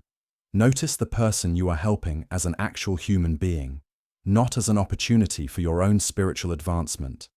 And when you notice yourself judging your actions as inadequate, simply notice that judgment without believing it or fighting it. Just see that the mind is creating a story of inadequacy and let that be okay." Rajan practiced as instructed, and the experience was revelatory. When he gave without the burden of self-improvement, when he connected with the actual people he was helping, rather than using them as spiritual props, something loosened in his chest. The giving felt lighter, more genuine, more joyful. He began to notice that his constant self-criticism was not making him better. It was just making him miserable and preventing him from being fully present with others. He also noticed that his judgment of his own inadequacy was constant and automatic. No matter what he did, the voice of "not good enough" was there within minutes, evaluating, comparing, finding fault. But now, instead of believing this voice and trying harder to satisfy it, he simply observed it. He saw that it was just a pattern of thinking, not the truth about who he was. And interestingly, when he stopped feeding this pattern with his belief and his frantic efforts to fix himself, it began to quiet somewhat. Over time, Rajan's entire relationship with spiritual practice transformed. He still meditated, still gave to those in need, still tried to live ethically. But these activities were no longer driven by a desperate need to escape his supposed inadequacy. They became expressions of engagement with life rather than efforts to fix himself. Paradoxically, by releasing the goal of becoming perfect, he became more genuinely kind, more naturally generous, more authentically present than he had been when trying so hard to perfect these qualities. Years later, when people would compliment his virtue or generosity, Rajan would feel neither pride nor dismissiveness. He could simply acknowledge that, yes, he tried to be helpful when he could. Not because he was particularly special, or because he was trying to become special, but because helping felt like a natural response to seeing others' needs clearly. He had stopped performing goodness and started simply being good, or at least being human in the ways that felt authentic and caring. This teaching addresses a trap many spiritually oriented people fall into, using spiritual practice as another form of self-improvement project, another way to achieve perfection and escape inadequacy. But this approach misses the essential point. Buddhist teaching is not about becoming someone better. It is about seeing through the illusion of a separate, deficient self that needs to be improved. It is about recognizing that your deepest nature is already complete, already whole, already sufficient. This does not mean there is no value in practice, no reason to cultivate positive qualities or diminish harmful ones, but the motivation matters enormously. Practice driven by self-hatred, by belief in your fundamental inadequacy, creates tension and suffering even when it produces positive behaviors. Practice that flows from self-recognition, from seeing your basic wholeness, has a completely different quality. It is lighter, more sustainable, more genuinely beneficial, both to you and to others. How much of your own self-improvement effort, spiritual or otherwise, is driven by a belief that you are not enough as you are? What would change if you approach growth from a place of fullness rather than lack? If you practice because you could, rather than because you must?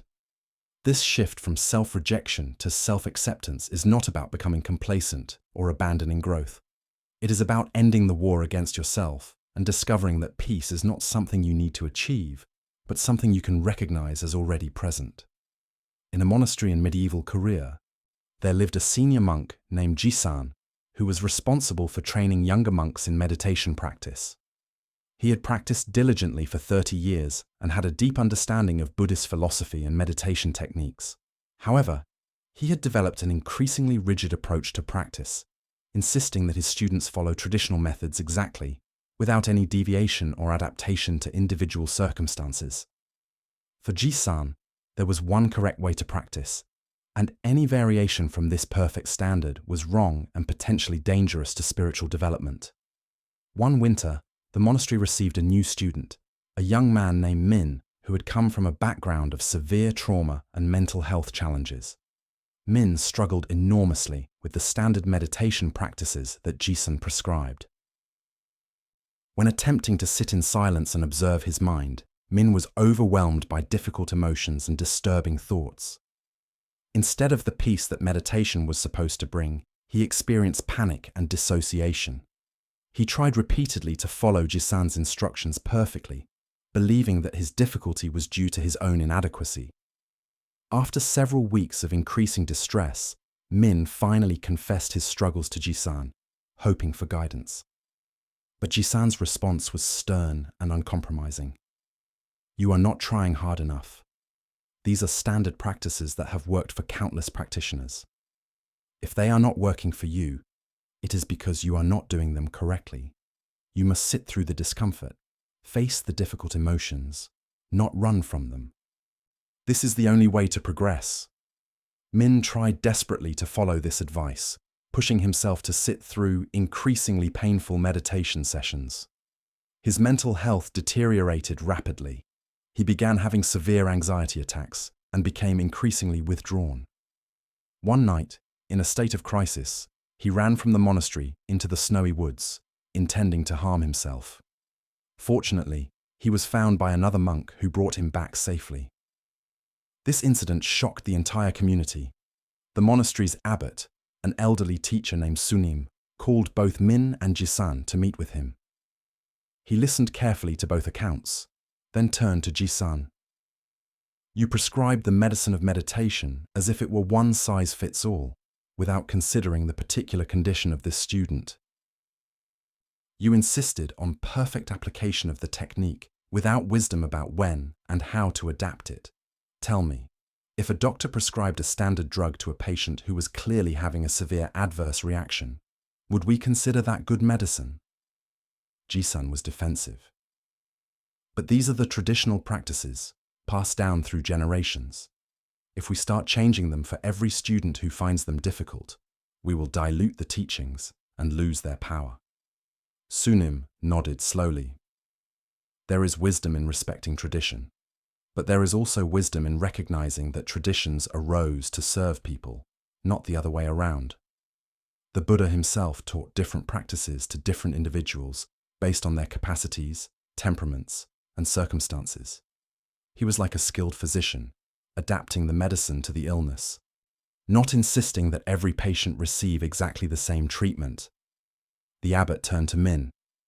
"For you, at this stage of your healing, the intensive silent meditation that Jisan prescribed is not appropriate medicine.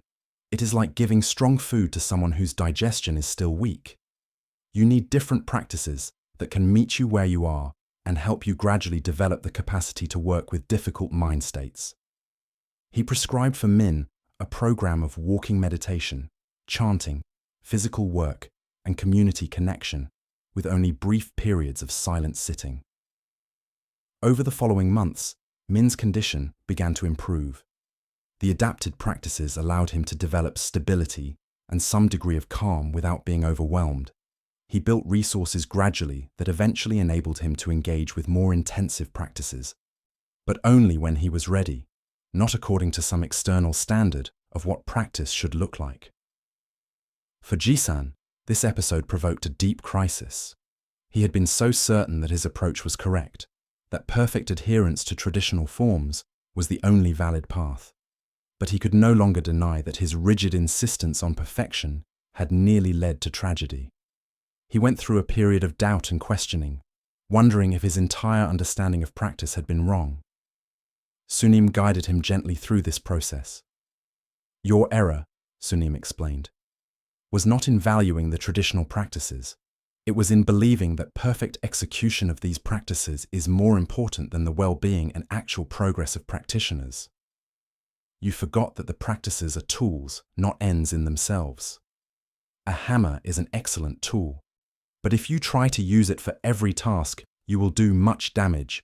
Sometimes you need a screwdriver, sometimes you need a saw, sometimes you need to put down all tools and work with your bare hands."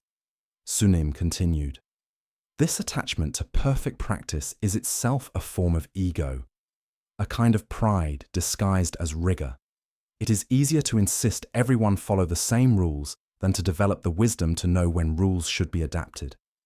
It is easier to blame students who struggle than to question whether your teaching method is appropriate for them. True mastery in teaching is not about enforcing perfect technique. It is about recognizing what each student actually needs and having the flexibility to meet them where they are. Jisan took this teaching deeply to heart. He began approaching his teaching role with much more humility and openness. He learned to really see each student as an individual with unique needs and capacities, rather than as identical units who should all fit the same mold. He became willing to suggest different practices for different students, to acknowledge when he did not know the best approach, to adapt timings and methods based on feedback, rather than insisting on rigid adherence to standards. Interestingly, this shift made him a much more effective teacher. Students who had previously struggled under his rigid approach began to thrive when met with appropriate practices for their particular circumstances, and students who did well with traditional intensive practice continued to receive that, but now within a framework of compassion and wisdom rather than harsh judgment. This story illuminates a crucial teaching about the difference between helpful discipline and harmful rigidity. Practice, whether spiritual or in any other domain, requires discipline and consistency. But discipline without wisdom becomes rigidity, and insistence on perfect adherence to forms becomes its own kind of attachment, its own form of suffering creation. The middle way that the Buddha taught is not about perfect practice. It is about appropriate practice, about wise engagement that takes actual circumstances into account. How often do we become like Jisan, attached to doing things the right way, the perfect way, even when our approach is clearly not working? How often do we blame ourselves or others when perfect execution of some method does not produce the promised results, rather than questioning whether the method needs adaptation? The willingness to adapt, to work with what is rather than insisting on what should be, is not a weakness or a compromise. It is wisdom. In ancient China, there lived a scholar named Wei who had spent decades mastering classical literature and philosophy. He could recite entire texts from memory, write poetry and prose that demonstrated perfect command of literary forms, and engage in sophisticated philosophical discourse. His essays were considered flawless examples of the genre, his calligraphy exemplary. He was respected throughout the scholarly community and held a prestigious position at the imperial court. Yet despite these achievements, Wei felt a profound emptiness. His perfect performance of scholarly excellence felt hollow, disconnected from any genuine meaning or purpose. One day, Wei encountered a simple farmer named Li who was bringing vegetables to sell at the market. Li was illiterate, had never studied philosophy or literature, and would have been considered uneducated by Wei's social class. But something about Li's presence caught Wei's attention. The farmer went about his tasks with complete presence and a quality of contentment that Wei envied. Out of curiosity, Wei struck up a conversation. "You seem remarkably at peace," Wei observed. "What is your secret?" Li laughed, a genuine, unself-conscious sound. Secret? I have no secret. I grow vegetables, I sell them, I care for my family, I sleep. What secret could there be? Wei found this answer both frustrating and intriguing. But don't you want more? Don't you aspire to achieve something greater? To perfect yourself, to rise above your current station? Li thought about this seriously. I try to grow good vegetables. Sometimes they are excellent, sometimes just okay. Sometimes the weather or pests ruin them. I do my best with what I have, but I do not torture myself about perfection. The vegetables grow as they grow. I am as I am. Where is there to rise to? This conversation planted a seed in Wei's mind. Here was a man who had achieved none of the things Wei's culture defined as success, who had perfected nothing, who had no special knowledge or status. Yet Li seemed to have found something that Wei's decades of perfect scholarly achievement had not provided: a simple ease with being himself, an acceptance of life as it was, rather than constant striving for it to be different. Over the following weeks, Wei found himself thinking constantly about this encounter. He began to see his own life differently. He had spent decades perfecting his scholarship, but to what end? To impress others? To secure status? To prove his worth? None of these motivations had brought genuine satisfaction. He was like an actor who had perfected a role, but had forgotten that acting was not the same as living. He could perform the part of the accomplished scholar flawlessly, but he had lost touch with himself beneath that performance. Wei made a radical decision. He resigned his court position, gave away most of his possessions, and moved to a small cottage in the countryside. He did not abandon his learning, but he stopped using it as a performance or a measure of his worth. He began writing differently, no longer crafting perfect essays to impress others, but instead writing about his actual thoughts and experiences, even when they were awkward or uncertain. He took up gardening, discovering that he was quite bad at it initially, but finding unexpected joy in the direct engagement with soil and plants and weather. At first, this transition was extremely difficult. Wei had built his entire identity around being the perfect scholar. Without that role, he felt lost and anxious. Who was he if not the accomplished intellectual? His mind would constantly generate judgments. This garden is poorly maintained. This writing is crude. This life is a waste of your education and talent. But gradually, as he stayed with the discomfort, something began to shift. Wei started to discover parts of himself that had been suppressed by his pursuit of scholarly perfection. He had a playful side that he had buried because it did not fit the image of serious scholar. He had emotional depths that he had ignored because they seemed messy and uncontrollable compared to neat intellectual arguments. He had a capacity for simple appreciation of moment-to-moment experience that had been drowned out by constant evaluation and analysis. One spring day, about a year into this new life, Wei was working in his garden when Li happened to pass by. They recognized each other, and Li smiled broadly. "How are the vegetables?" he asked. Wei looked at his modest garden, with its uneven rows and mix of thriving and struggling plants. "Imperfect," he answered, "but mine. I am learning that imperfection is not failure. It is just reality." They sat together for tea, and Wei tried to explain what he had learned over the past year. "I thought that by perfecting my scholarship, by becoming the ideal intellectual, I would find satisfaction and meaning. But perfection in that domain only made me more disconnected from actual living. You, without trying to perfect anything, without achieving what our society calls success, had found something essential that my achievements had hidden from me." Li nodded thoughtfully. "I think maybe you scholars make life too complicated. You have all these ideas about what should be, what is perfect, what is correct. But the vegetables do not read philosophy. They just grow or do not grow. The seasons change without consulting books about how they should change. Maybe wisdom is not about knowing the perfect way. Maybe it is about being present for the way things actually are." This simple statement captured something that all of Wei's classical education had obscured: The texts he had mastered were full of wisdom, but he had been using them as blueprints for perfection rather than as invitations to presence. He had been so focused on understanding life perfectly that he had forgotten to actually live it.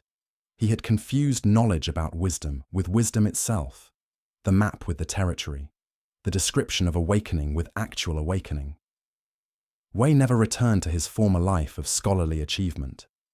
He lived the rest of his years in simple circumstances, writing occasionally but without ambition, gardening imperfectly, engaging with his neighbors not as an intellectual superior, but as a fellow human being trying to navigate existence with some degree of awareness and compassion.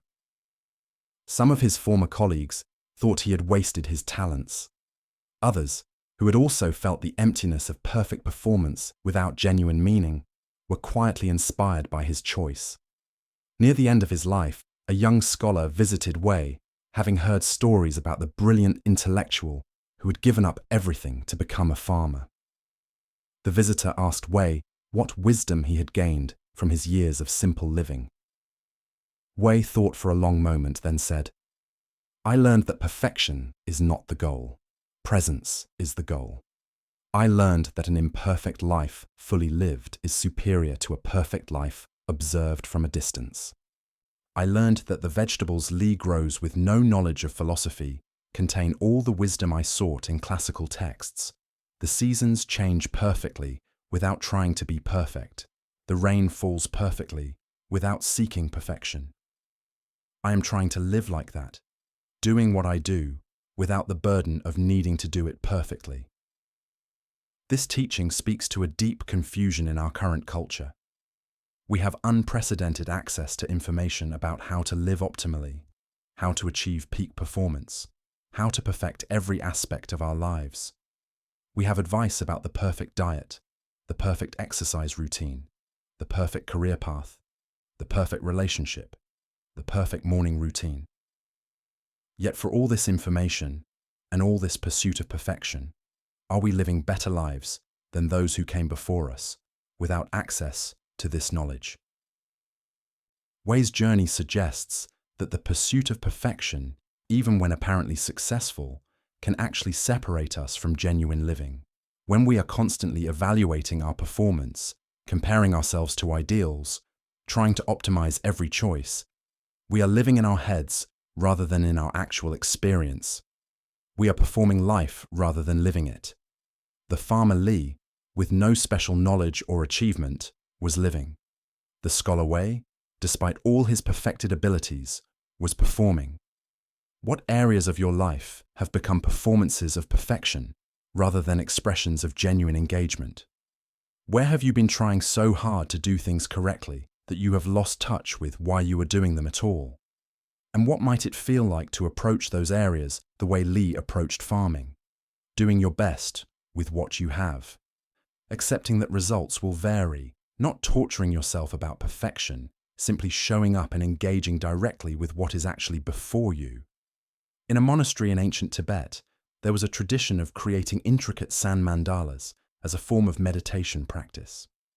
These mandalas, made by carefully placing millions of grains of colored sand, would take weeks or months to complete. Each one was a stunning work of art, displaying incredible precision and beauty. A young monk named Dorje had been assigned to work on mandala creation and had approached the task with intense dedication.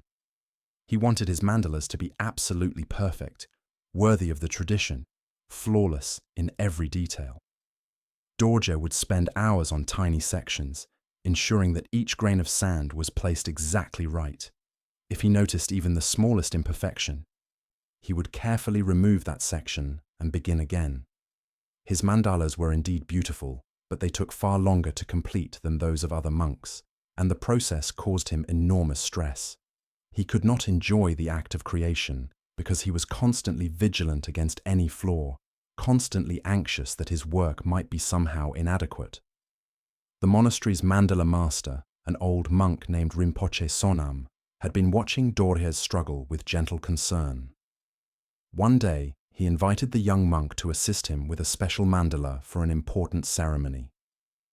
Dorje was honored, but also terrified. Knowing that this mandala would be viewed by many important visitors and would reflect on the monastery's reputation, he was determined to perform perfectly. They began work together, but almost immediately, Dorje noticed something strange. Rinpoche Sonam worked quickly, almost casually. His placement of sand was careful but not agonized, and occasionally Dorje could see small imperfections, slight irregularities that the master seemed not to notice or not to care about. Dorje's anxiety increased. This mandala needed to be perfect for the ceremony, yet the master was being so careless. Unable to contain himself, Dorje finally spoke up. "Rinpoche, forgive me, but I notice there are some small errors in the mandala. Should we not fix them? Many important people will see this work." Rinpoche Sonam stopped and looked at the young monk with kind eyes. "Show me these errors," he said.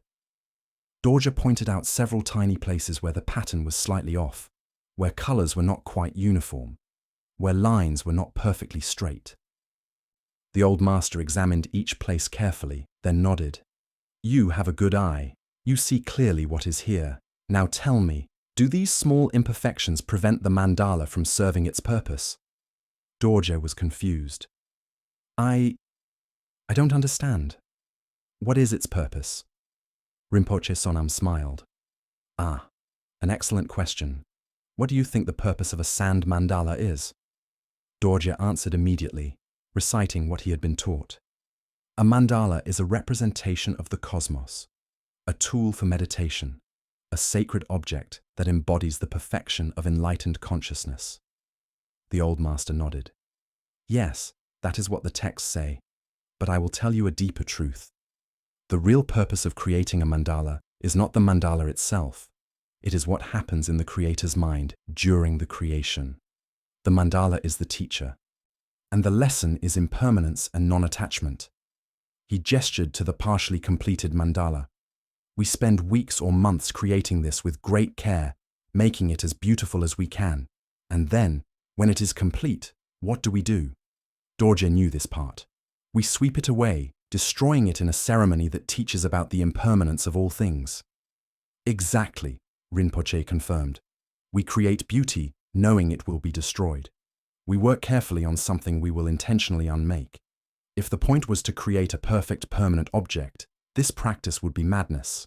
But the point is to engage fully in the process while holding the outcome lightly, to create with care while remaining unattached to what we create." The old master continued. "You, Dorje, have been missing this teaching entirely. You create your mandalas as if they were meant to last forever, as if their perfection was the point, as if any flaw was a terrible failure. You torture yourself trying to make permanent what is intentionally temporary. And in doing so, you create suffering for yourself and miss the actual lesson the practice is offering." Dorje felt something crack open in his understanding. He suddenly saw that he had been doing the same thing, not just with mandalas, but with his entire practice and his entire life. He had been trying to create a perfect, permanent version of himself, fighting against any flaw, desperately maintaining an image of someone who never made mistakes, never struggled, never fell short.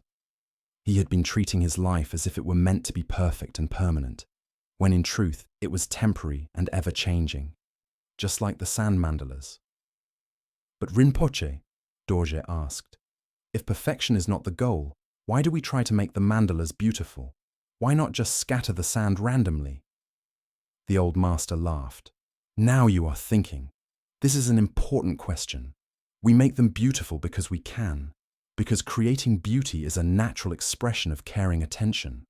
We work skillfully because we are capable of skill, but we hold this beauty and skill lightly, knowing it is all temporary, all subject to change and dissolution. The beauty is genuine, but the attachment to maintaining that beauty perfectly is where suffering arises." From that day forward, Dorje's relationship with mandala creation, and with practice in general, transformed completely.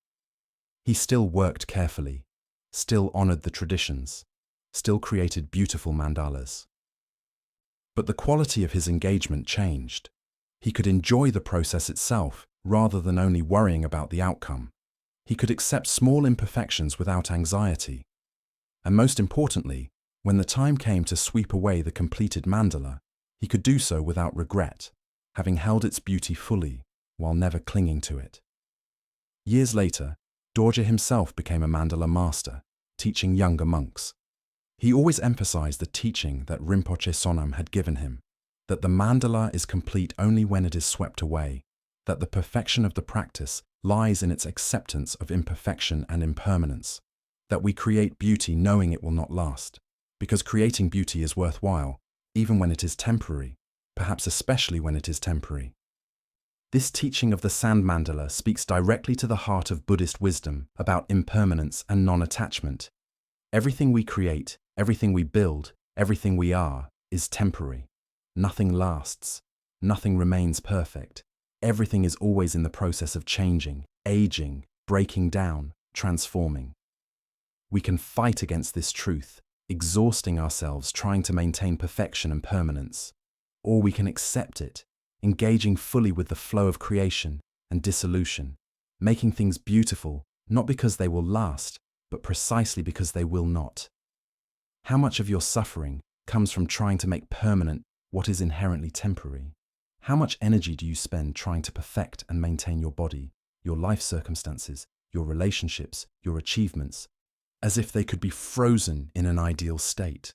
And what would it feel like to approach these areas the way an enlightened mandala maker approaches the sand, creating with care, appreciating the beauty, and then releasing it all without resistance when change inevitably comes? Tonight, as you sleep, your body is changing. Cells are dying and being born. Memories are being consolidated or fading. Tomorrow, you will be literally not the same person you are today. This is not a problem to solve. This is the nature of being alive. You are like a sand mandala, beautiful in this moment and already dissolving into the next moment, and this process is perfect in its imperfection. In medieval Japan, there lived a young woman named Hana who came from a family of renowned swordsmiths. For generations, her family had created swords that were considered perfect examples of the craft. Balanced, sharp, beautiful, and nearly indestructible. When Hana expressed interest in learning the family trade, her father began teaching her with exacting standards. Every sword had to meet impossibly high criteria. Any flaw, no matter how minor, meant the sword was rejected and had to be melted down and reforged. Hana trained for years, learning every aspect of the craft. She understood the chemistry of steel, the temperatures of forging, the angles of sharpening, the aesthetics of design. Yet despite her extensive knowledge and growing skill, she had not created a single sword that her father deemed worthy to bear the family seal. Each one had some imperfection that disqualified it from being considered a true family work. Hana began to despair, wondering if she simply lacked the essential talent, if perfection was beyond her reach. One winter, Hana's father fell ill with a condition that left him unable to work. A samurai lord had commissioned a sword for an important ceremony, and the deadline could not be extended. For the first time, Hana would have to complete a sword on her own, without her father's oversight. She felt panic and responsibility in equal measure. This sword would be judged not just by her father, but by the client and the broader community. Her family's reputation rested on her ability to create perfection. Hana worked day and night, applying everything she had learned. She was meticulous in her selection of materials, precise in her temperature control, patient through the lengthy process of folding the steel, careful in the shaping and sharpening. Yet despite her best efforts, she could see that the sword was not perfect. There was a barely visible irregularity in the hamen, the wavy line pattern on the blade. The balance was slightly off-center. The curve was minutely different from the ideal specification. She stood in the workshop, looking at this imperfect sword, knowing the deadline was tomorrow. She could start over, but there was not time to complete another sword properly. She could present this one, but it bore the flaws that her father had taught her made a sword unworthy. For hours, she stood paralyzed by indecision, her mind cycling between her training in perfectionism and the practical reality that this imperfect sword was what she had. Finally, exhausted and with no other choice, Hana decided to present the sword as it was. She cleaned and polished it, mounted it properly, wrote the authentication papers with her family seal, and delivered it to the samurai lord. She felt she was bringing shame to her family name, that this imperfect work would reveal her inadequacy as a smith. She could barely watch as the lord examined the blade. The samurai studied the sword in silence for a long time. He tested its balance, examined the blade in various lights, performed several cutting tests with it. Finally, he spoke. This sword has character. It is not like the standardized perfection of typical masterworks. There is something individual about it, something that speaks of the smith's personal touch. The slight irregularities give it life, make it unique. This is not a perfect sword, but it is an excellent sword, perhaps more excellent than if it had been perfect. Hana was stunned. Everything she had been taught said that this sword was a failure, yet here was a skilled warrior, someone who understood swords deeply, praising exactly the elements she had thought were flaws. When she returned home and told her father what had happened, he was quiet for a long time. Finally, he said, "Perhaps I have been teaching you wrong all these years. I learned to make perfect swords, but in doing so, I may have forgotten that the purpose of a sword is to serve its user, not to be a flawless museum piece. A sword with character that feels alive in the hand may serve better than one that is technically perfect, but cold." Over the following months, as her father recovered, they had many conversations about perfection versus excellence, about standardization versus individuality, about the difference between flawless execution and genuine mastery. They began to see that the family tradition of perfection had been both a source of pride and a limitation. It had produced remarkable works, but at great cost in stress, anxiety, and the rejection of many swords that, while imperfect, were still excellent and useful.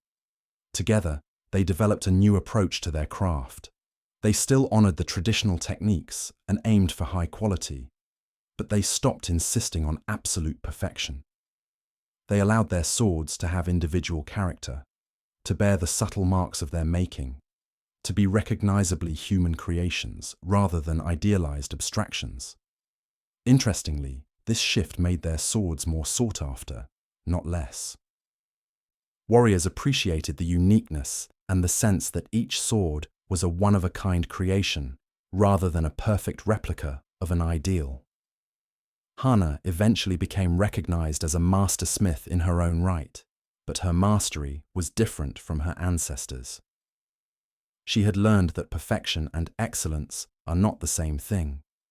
Perfection is an abstract ideal, a concept in the mind that no physical object can fully match.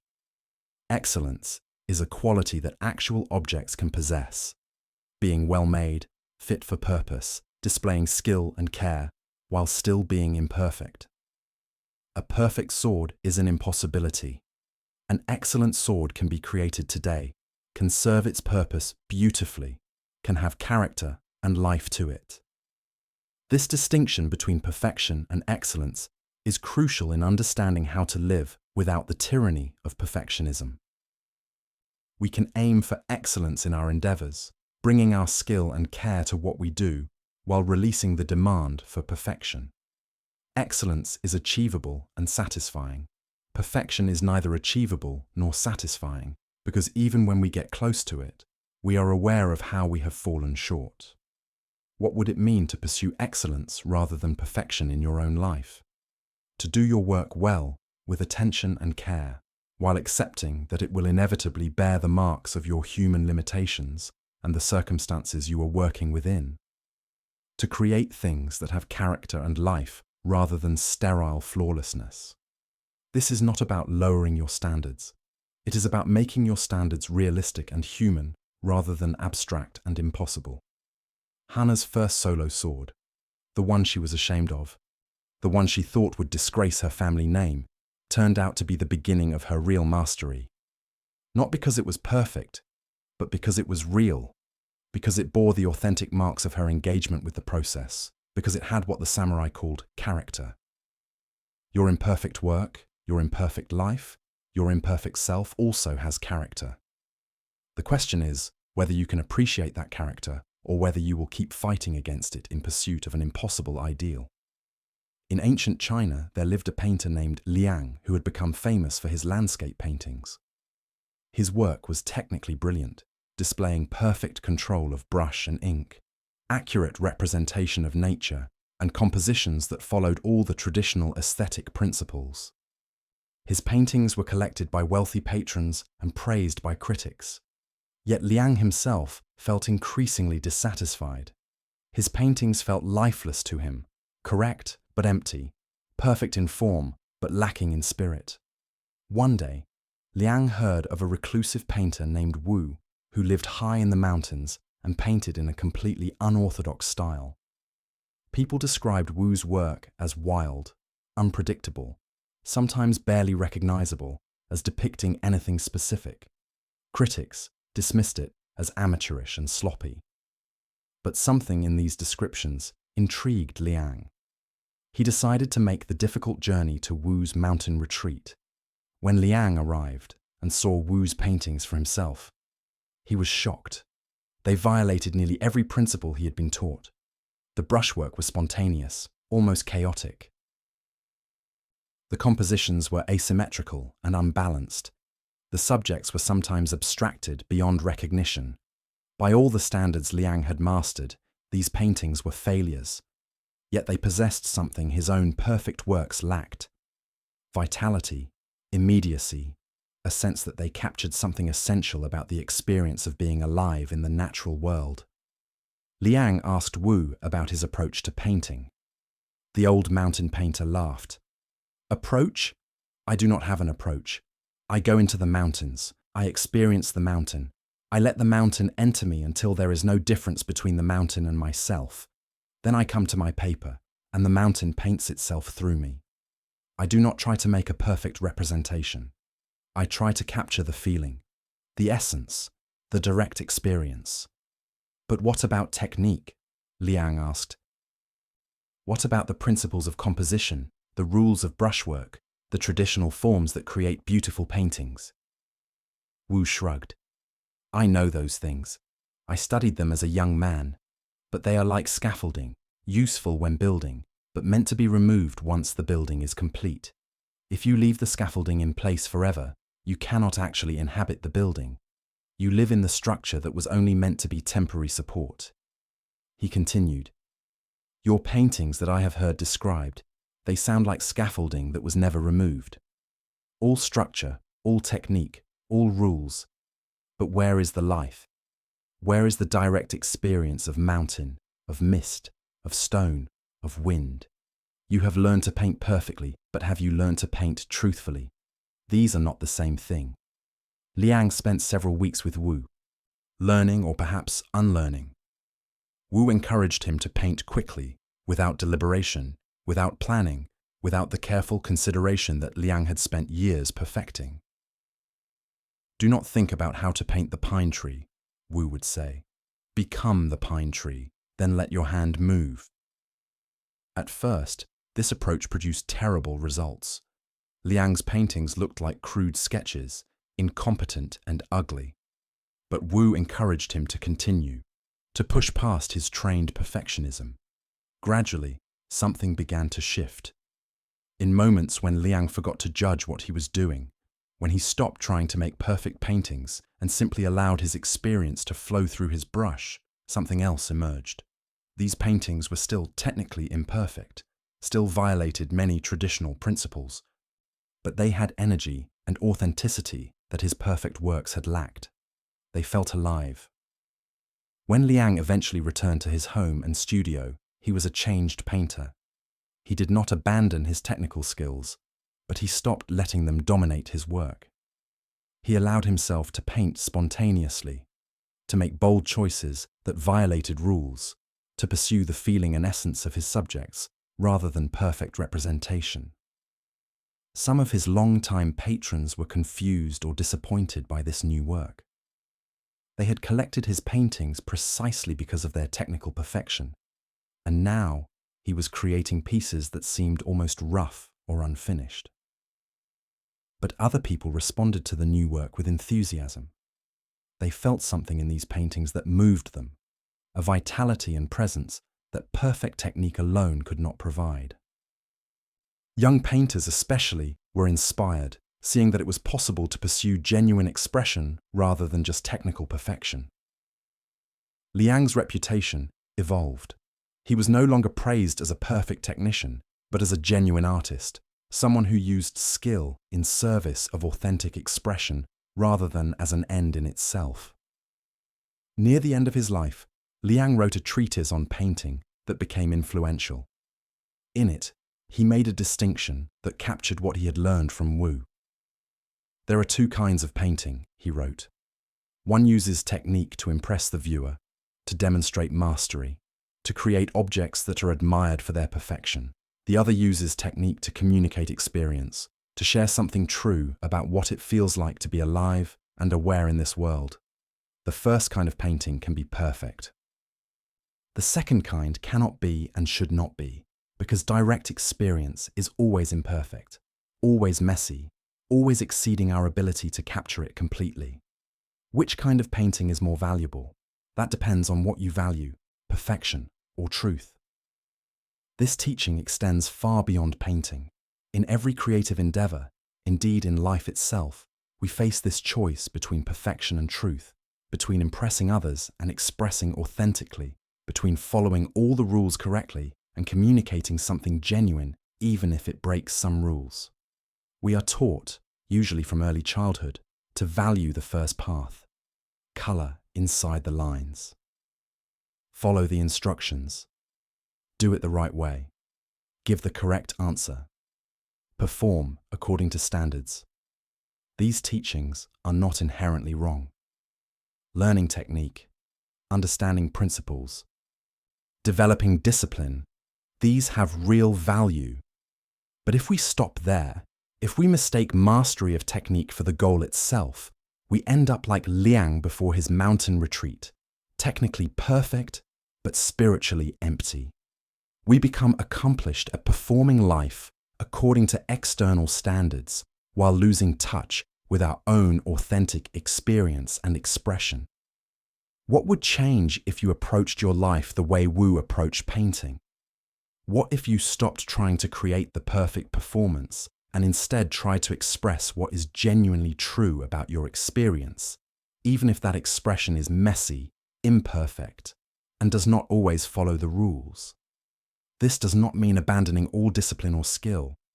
It means using whatever skill you have in service of authenticity rather than in service of an impossible perfection.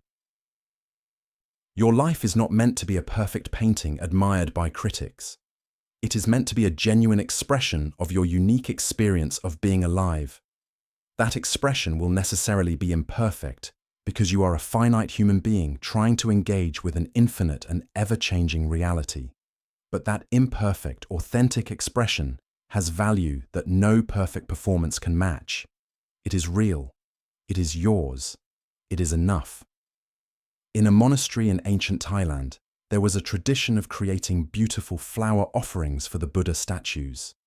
These offerings were considered a form of devotion, and great care was taken to arrange the flowers perfectly, creating aesthetically pleasing designs that demonstrated reverence and skill. A young nun named Siriporn took this duty very seriously, spending hours arranging flowers, removing any blooms that were less than perfect, adjusting the designs until they met her exacting standards. Siriporn would become stressed and upset if she saw a flower beginning to wilt in one of her arrangements, quickly removing it and replacing it with a fresh bloom. She could not bear the sight of imperfection in these sacred offerings. The other nuns sometimes found her intensity exhausting, but they respected her devotion and allowed her to maintain this practice. One rainy season, a senior nun named Ajahn Noi invited Siriporn to join her for a walking meditation in the monastery gardens. As they walked, Ajahn Noi stopped before a flower bed where some blooms were perfect and fresh. while others were wilting and dying. She stood there in silence for a long time, simply observing. Finally, she asked Siriporn, "Which of these flowers is offering itself to the Buddha?" Siriporn was confused by the question. "The fresh ones, of course, the beautiful ones. That's why I select only the best blooms for the altar." Ajahn Noi smiled gently. "Is that so? Tell me, does the wilting flower refuse to be a flower? Does it apologize for aging? Does it try to hide its impermanence?" Siriporn shook her head, unsure where this was leading. "Each flower," Ajahn continued, "perfect or imperfect, fresh or dying, is offering its Buddha nature completely. The beautiful flower does not offer more of itself than the wilting one. Both are expressing the Dharma of impermanence, the truth that everything arises, exists for a time, and then passes away. When you select only perfect flowers for the altar, you are offering a lie. You are suggesting that the Buddha values only beauty and perfection, only the fresh and the new. But the Buddha taught about all of existence, not just the pleasant parts." She gestured to a flower that was half faded, its petals beginning to brown at the edges. "This flower is teaching the Dharma. It is demonstrating impermanence, the first mark of existence. When you remove such flowers from the altar, you are removing the teaching. You are trying to create a perfect offering to honor teachings about the impossibility of perfection. Do you see the contradiction?" Siriporn felt something shift in her understanding. She had thought she was honoring the Buddha through her perfect flower arrangements. But Ajahn Noi was suggesting that her rejection of imperfection actually contradicted the fundamental teachings she was supposedly honoring. The Buddha had not taught about a perfect, unchanging reality. He had taught about this imperfect, constantly changing reality, and how to live within it with wisdom and compassion. From that day forward, Siriporn changed how she created flower offerings. She still arranged them with care and attention, but she no longer rejected flowers that showed signs of age or imperfection. She allowed full blooms and fading blooms to sit side by side. She let her arrangements show the natural life cycle of flowers, rather than trying to freeze them in a moment of perfect freshness. She stopped removing wilting flowers immediately, instead allowing them to teach through their fading. Interestingly, the flower offerings became more beautiful in this new form, at least to eyes that could appreciate the fuller truth they expressed. They had more depth, more reality, more genuine teaching power. Visitors to the monastery often found themselves contemplating these arrangements, seeing in them the nature of their own lives. Moments of fresh beauty alongside moments of fading, all part of the same natural process, all equally valid expressions of being alive. Years later, Siriporn was teaching a new group of young nuns about caring for the monastery. One asked her about creating flower offerings, expecting detailed instructions about selecting perfect blooms and creating aesthetically pleasing arrangements. Instead, Siriporn taught, "Bring flowers to the altar with the same respect you would bring to a teacher who has suffered greatly and gained wisdom through that suffering. Bring the wilting along with the fresh, the imperfect along with the beautiful. Let the arrangement tell the truth about existence, that everything is temporary, everything is always changing, and this impermanent, changing reality is what we are here to understand and accept. Not what we are here to fight against or pretend is different than it is." She continued, "When I was young, I thought perfect flower offerings honored the Buddha. Now I understand that honest flower offerings honor the Buddha. Perfection is dishonest. It pretends that life is different than it actually is. Honesty includes the whole truth, beauty and decay, arising and passing, perfection and imperfection, all woven together, all part of the pattern, all worthy of being seen and accepted." This teaching applies far beyond flower arrangements in monasteries. We live in a culture that desperately tries to hide imperfection, aging, decay, and death. We Photoshop wrinkles from pictures. We bury the elderly in institutions rather than having them present in daily life. We speak of death in euphemisms. We present only our best moments on social media. We are creating collective flower arrangements that show only fresh, perfect blooms, while frantically hiding everything that reminds us of impermanence and decay. But this strategy does not protect us from the reality of impermanence. It only leaves us unprepared when impermanence inevitably affects our own lives. When we, or someone we love ages, becomes ill, faces death, we are shocked and devastated rather than accepting this as a natural part of the cycle we have observed countless times in nature. By trying to create perfect lives that deny imperfection and impermanence, we make ourselves more fragile, not less. What would it mean to create flower arrangements in your own life that tell the truth? To include the wilting alongside the fresh, to acknowledge aging alongside youth, to make space for struggle alongside success. This is not about dwelling on negative things or becoming pessimistic. It is about developing the capacity to be present with the full spectrum of human experience, not just the parts that fit our ideas of how things should be. Tonight, as you prepare for sleep, you can acknowledge the truth that you are aging with every breath, that you are closer to death than you were yesterday, that your body is in the process of both renewal and decay. This is not morbid. This is simply true. And accepting this truth, rather than fighting against it or pretending it is not real, is the foundation of wisdom. You are like the flower arrangement on the monastery altar, part fresh bloom, part fading petal, part stem and thorn, all of it a perfect expression of being alive in this imperfect, temporary, and therefore precious existence. In medieval Korea, there lived a ceramics master named Park, who specialized in creating tea bowls for the elaborate tea ceremonies practiced by Buddhist monks and nobles. Park had studied for decades under various masters, learning to create bowls that were nearly perfect, symmetrical, smooth, with even glaze and pleasing proportions. His bowls were technically excellent, and he enjoyed steady business from patrons who appreciated his reliable craftsmanship. One year, Park traveled to Japan to study with a renowned tea master named Rikyu. Park expected to learn advanced techniques that would make his already excellent bowls even more perfect. But what he encountered confused and frustrated him. Rikyu's favored tea bowls were often asymmetrical, with uneven glaze, rough textures, and what Park would have considered obvious flaws. Yet these imperfect bowls were highly prized, sometimes valued more than technically perfect ones. Park asked Rikyu directly, "Master, I have spent my life learning to create perfect bowls, yet you seem to prefer imperfect ones. Am I wasting my time with my training?"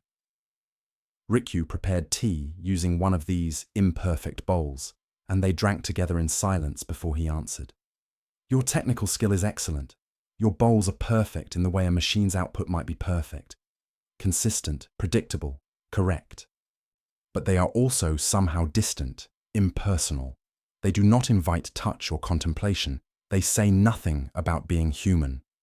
He held up the bowl they had been using. This bowl was made by hands that know technique but are not enslaved by it. The potter allowed the clay to have its own nature, the fire to work its transformation, the glaze to flow where it would. The result is unique, alive, bearing the marks of all the forces that created it. When I hold this bowl, I feel the whole process of its creation. I sense the human being who made it, the materials that form it, the fire that changed it. It is a conversation between potter, materials, and fire, not a one-sided imposition of perfect form. Park spent months studying with Rikyu, not just observing, but practicing this different approach to pottery. At first, it was impossibly difficult. Every time he tried to allow imperfection, his years of training toward perfection would intervene, correcting, smoothing, fixing. He would find himself unconsciously moving toward symmetry, toward refinement, toward eliminating any roughness or irregularity. The The bowls he created in this transition period were the worst of both worlds, neither perfectly executed nor authentically imperfect, just confused and timid. Rikyu gave him a practice to create quickly without giving his perfectionist training time to intervene. Throw the bowl in 10 minutes, Rikyu would instruct. Shape it, finish it, and put it directly in the kiln. No refinement, no perfecting, no hesitation. Park was horrified by the results at first. These hastily made bowls violated everything he believed about proper craftsmanship. But Rikyu encouraged him to keep going, to make many such bowls, to move faster than his perfectionism could follow. Something gradually shifted. Among the many crude bowls Park produced in this way, there began to appear pieces that had something special, a quality Park could not quite name but could definitely feel. They were still imperfect by his old standards, but they possessed vitality and presence. They felt honest, expressive of both the materials and the hand that shaped them. They invited touch and use in a way his perfect bowls never had. Rikyu explained, "You are discovering the difference between correctness and truth. A correct bowl follows all the rules, demonstrates all the techniques, shows no errors. A true bowl shows what actually happened during its creation, the hesitations and certainties of the potter, the responses of the clay, the accidents of the fire, all present and visible rather than hidden behind a mask of perfection." Which kind of bowl better expresses the Buddhist teaching of seeing reality as it is? Park returned to Korea changed. He did not abandon his technical skills, but he no longer used them to pursue perfection. Instead, he allowed his skills to work in collaboration with the materials and the process, being present for what emerged rather than imposing a predetermined ideal. His new work divided his former patrons.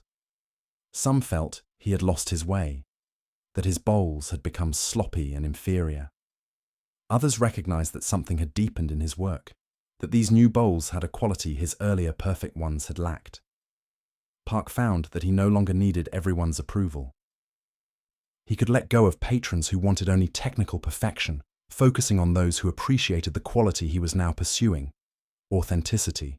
And interestingly, as he released the need for approval through perfection, his work became more recognized and valued, not less. He attracted patrons who were themselves on a spiritual path, who understood that the imperfect bowl expressed something more profound than the perfect one could. In his later years, Park wrote a short text about pottery that also became recognized as a teaching about life. In it, he wrote, "I spent the first half of my career learning to eliminate imperfection from my work. I spent the second half learning to eliminate the need for perfection from my heart. The first half produced correct bowls. The second half produced true bowls. If I had continued on the first path, I would have eventually created bowls that were indistinguishable from machine-made objects, flawless and dead. By following the second path, I created bowls that were obviously human, flawed and alive. I cannot tell you which choice is correct for you, but I can tell you which choice brought me peace." Park's journey from technical perfection to authentic expression is one that many people need to make in various domains. We start by learning the rules, mastering the techniques, striving to do things correctly. This phase is necessary and valuable. But if we stop there, if we never move beyond correctness to authenticity, we remain somewhat mechanical in our functioning, even if highly skilled. The second phase, which is more difficult and more frightening, is learning when and how to set aside perfect execution in favor of genuine expression. This applies not just to crafts and arts, but to how we conduct our entire lives. We learn social rules, professional protocols, relationship patterns, all the correct ways to be human in our particular culture. But at some point, if we are to become fully ourselves rather than just well-programmed social units, we need to discover what is genuinely true for us, even when it deviates from the perfect model. We need to make bowls that bear our authentic fingerprints, even if those fingerprints are considered flaws by people who value only technical perfection. Where in your life are you still in the first phase, pursuing correctness at the expense of authenticity? Where have you been creating perfect but somehow dead expressions of yourself, rather than imperfect but alive ones? And what would it take to make the transition Park made, not abandoning skill, but subordinating it to truth, using your capabilities in service of genuine expression, rather than in pursuit of flawless performance? In a small village in ancient Japan, there lived a gardener named Hiro, who maintained the gardens of a local temple. Hiro had studied the art of Japanese gardening extensively and took great pride in keeping the temple grounds absolutely perfect.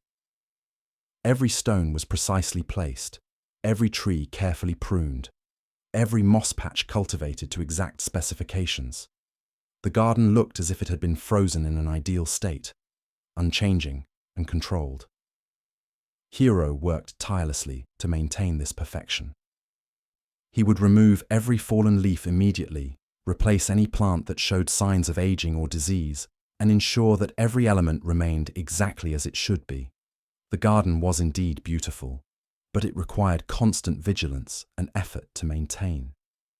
Hiro had little time for anything else in his life, as the garden consumed all his energy and attention. One autumn, Hiro fell seriously ill and was bedridden for many weeks. He was distraught, knowing that the garden would deteriorate without his constant care. He imagined with horror the leaves accumulating on paths, the moss being overtaken by weeds, the careful arrangements falling into disorder. When he finally recovered enough to visit the garden, he approached with dread, expecting to see his life's work ruined. What he found surprised him profoundly. The garden had indeed changed. Fallen leaves covered portions of the paths and gathered around the stones. Some plants had grown beyond their carefully maintained shapes. A few trees had dropped branches in storms. But the garden was not ruined. In fact, it possessed a quality that Hiro had to admit his perfectly maintained garden had lacked. It looked alive, natural, like an actual part of the landscape, rather than a carefully controlled museum exhibit. Hiro sat on a bench in this changed garden for a long time, experiencing a complex mixture of emotions.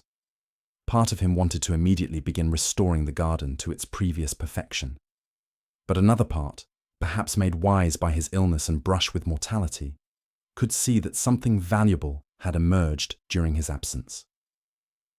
The garden had been allowed to be itself, to respond to the seasons, to change naturally, and in that natural change there was a beauty and authenticity that his rigid control had prevented. The head monk of the temple, who had been watching Hiro's reaction, came to sit beside him. "The garden has been teaching while you were away," the monk said gently. "It has been teaching about impermanence, about natural cycles, about the difference between control and care. Your skill and knowledge created a beautiful foundation, but your need for perfection was preventing the garden from expressing its true nature.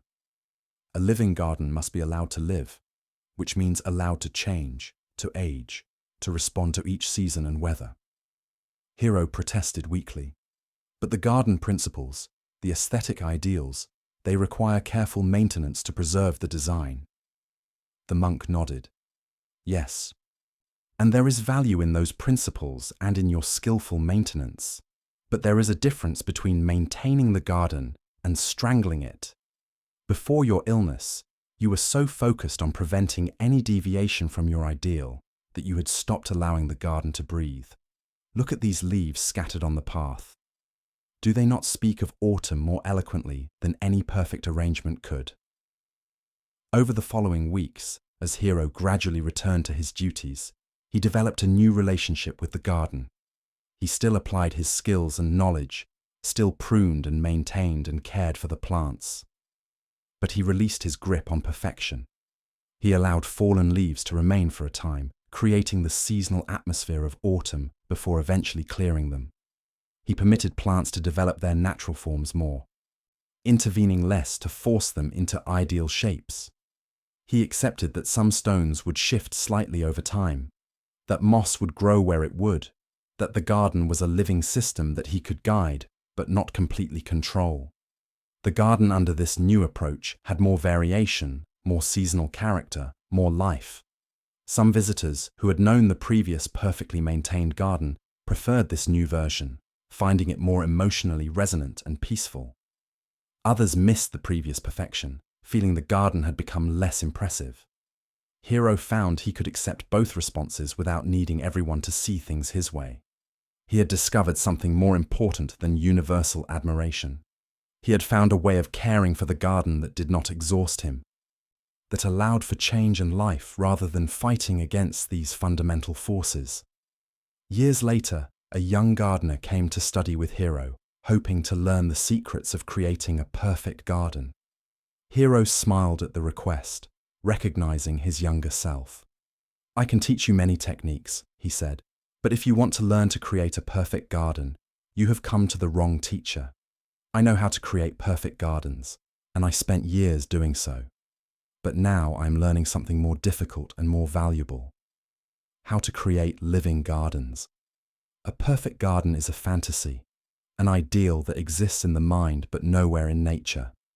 A living garden is always imperfect, always changing, always responding to forces beyond your control. Which would you rather learn to create?" The young student thought about this carefully. "I suppose a living garden, though I confess I do not fully understand the difference yet." Hiro laughed. "Good answer. The difference will become clear through practice. But I can tell you this: a perfect garden requires you to fight against nature constantly. A living garden requires you to work with nature, even when nature does things you had not planned. A perfect garden makes you its slave. A living garden makes you its companion. I spent half my life enslaved. I am spending my remaining time in companionship." This teaching extends to how we approach our own lives and selves.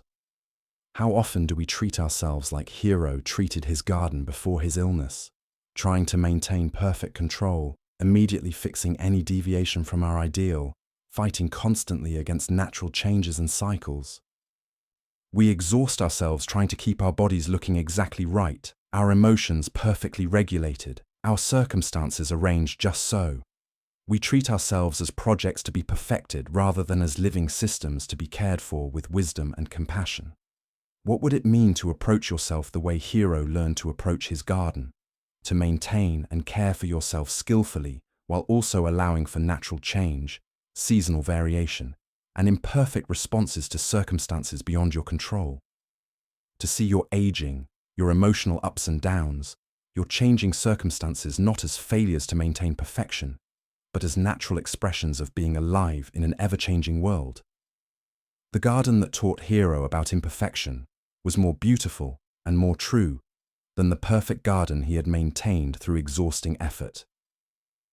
Your imperfect, changing, uncontrollable life is more beautiful and more true than the perfect life you exhaust yourself trying to maintain. Tonight, you can rest from that effort. You can be like the garden during Hiro's illness, allowed to be yourself, responding naturally to the seasons of your life, imperfect and alive. In ancient China, there was a master archer named Li, who could hit any target with perfect accuracy. His skill was legendary, and students came from distant provinces to learn from him. Li taught the traditional methods with exacting precision. Every student learned to stand in exactly the right position, hold the bow in exactly the right way, breathe according to exact specifications, and release the arrow at exactly the right moment. Those who followed his instructions perfectly became excellent archers. Those who could not achieve this perfection were considered failures. Among Li's students was a young woman named Mei who struggled despite years of practice. She could hit targets consistently, but not with the flawless accuracy Li demanded. There was always some small deviation, some minor imperfection in her form or her results.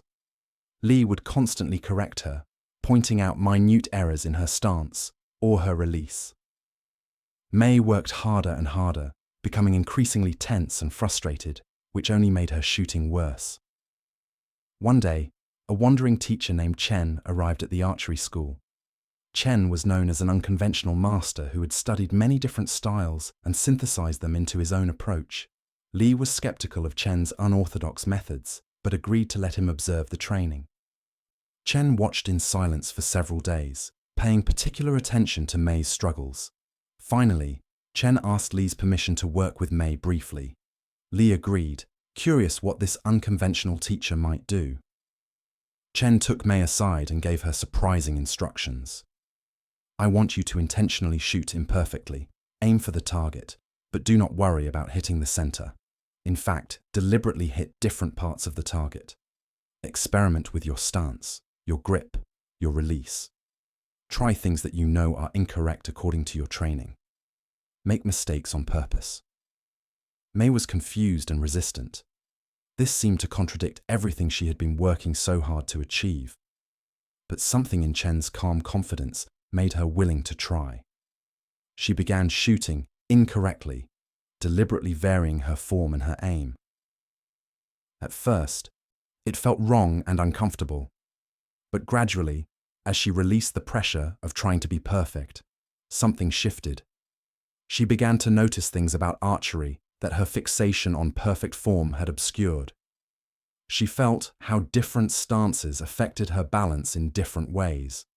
She discovered that some incorrect methods actually worked better for her body than the standard perfect form. After several hours of this experimental practice, Chen gave her new instructions. Now shoot naturally. Do not think about correct form or perfect accuracy. Just look at the target, trust your body, and shoot. May did as instructed, and to her amazement, her arrow flew more truly than it had in months, landing very near the center of the target. She shot again and again, each time with this same quality of relaxed naturalness, and her accuracy was consistently better than it had been when she was trying so hard to be perfect. Chen explained, "You have excellent technique that you learned from Master Li, but you were imprisoning yourself in that technique, making it a cage rather than a foundation. By deliberately practicing imperfectly, you released your fixation on perfect form and reconnected with the actual purpose of archery, hitting the target. Your body knows how to do this.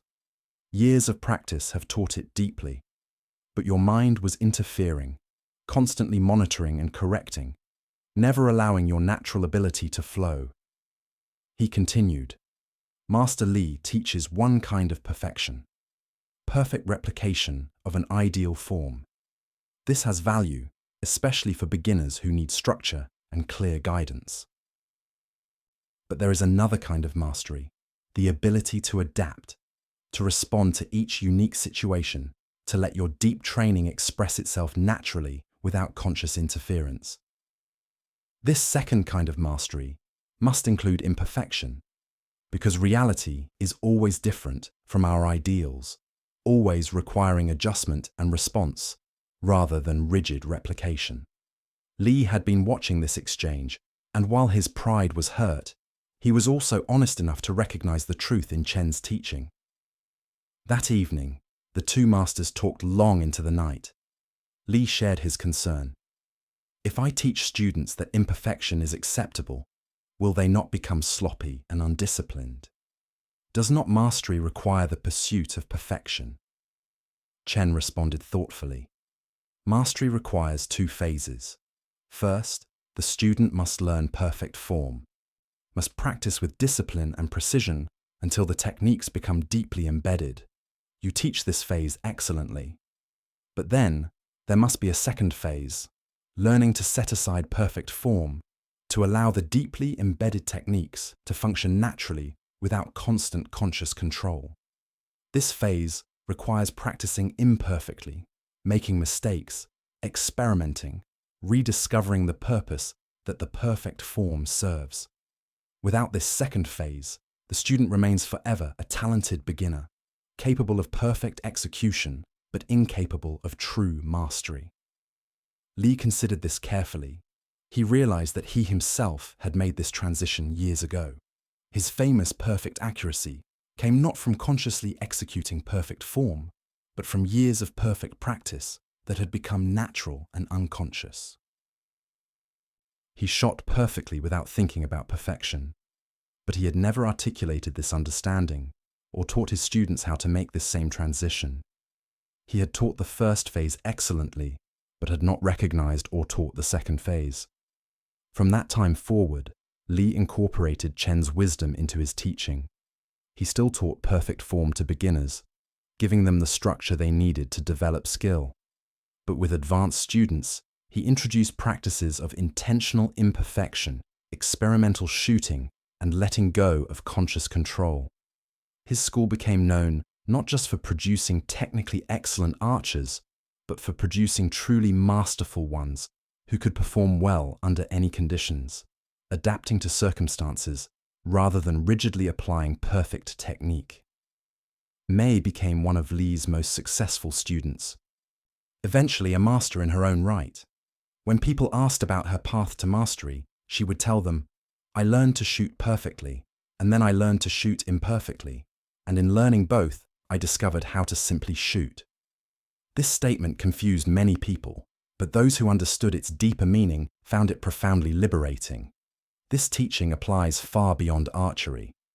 In any domain, there are these two phases: learning the rules perfectly, and then learning when and how to break them or set them aside. Many people never make it to the second phase, remaining stuck in rigid application of techniques they have learned. They can execute perfectly when conditions match their training, but they cannot adapt when reality presents something different. Where in your life are you stuck in the first phase, rigidly applying what you have learned without the flexibility that true mastery requires? Where have you become enslaved to perfect form rather than freed by it? And what would it look like to practice imperfection, to experiment, to rediscover the purpose beneath the technique you have perfected? This is not about abandoning discipline or skill. It is about completing your mastery by learning to hold your skills lightly, using them naturally and adaptively, rather than treating them as laws that must never be violated. In a Buddhist monastery in ancient Vietnam, there was a tradition that each monk would memorize and recite certain important sutras as part of their training. A young monk named Tan took this practice extremely seriously, spending countless hours ensuring that he could recite the assigned texts with absolutely perfect accuracy. Every word, every pause, every inflection was practiced until it matched the traditional recitation style precisely. Tan took pride in his perfect memorization, believing it demonstrated his devotion and discipline. During the annual gathering where monks would demonstrate their learning, Tan recited his sutra flawlessly. Every word was correct, every pause properly placed, every tone accurate. The performance was technically perfect. Yet afterward, the monastery's elder teacher, Thai Min, asked Tan to stay behind for a conversation. "Your recitation was absolutely perfect," Thai Min began. "Not a single error, not a moment's hesitation, a flawless performance. Tell me, what does the sutra mean?" Than was confused by the question. "It is the Heart Sutra, teaching about emptiness and form, about the nature of reality." Thai Min nodded. "Yes, that is what the words say. But what does it mean? Has the teaching entered your understanding, or have you merely memorized sounds?"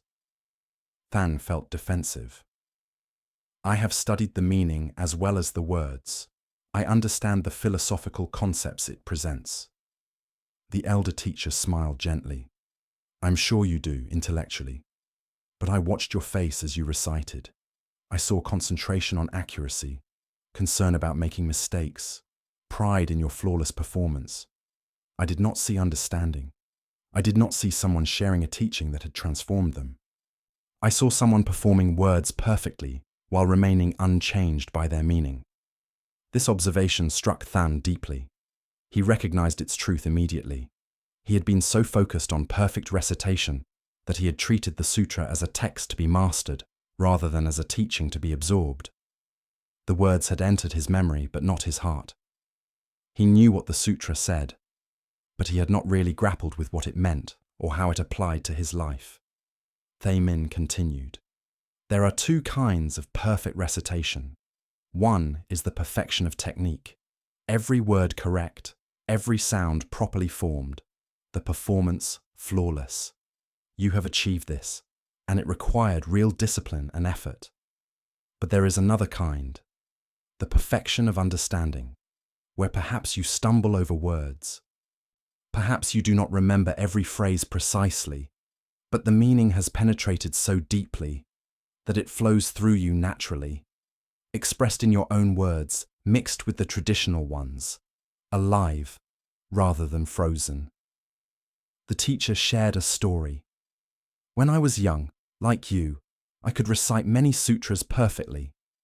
I was very proud of this ability. Then I met an old nun who had spent decades in remote practice. I asked her to recite the Heart Sutra, wanting to hear how someone so advanced would perform it. She tried but kept mixing up the order of phrases, inserting her own words, pausing in wrong places. By the standards I had learned, her recitation was terrible. But when she finished, I realized I had understood the Heart Sutra for the first time. She had not recited it perfectly, but she had transmitted its meaning perfectly, because she had lived with it so long that it was no longer separate from her understanding. Thaymin gave Than a new practice. For the next month, do not recite the Heart Sutra from memory.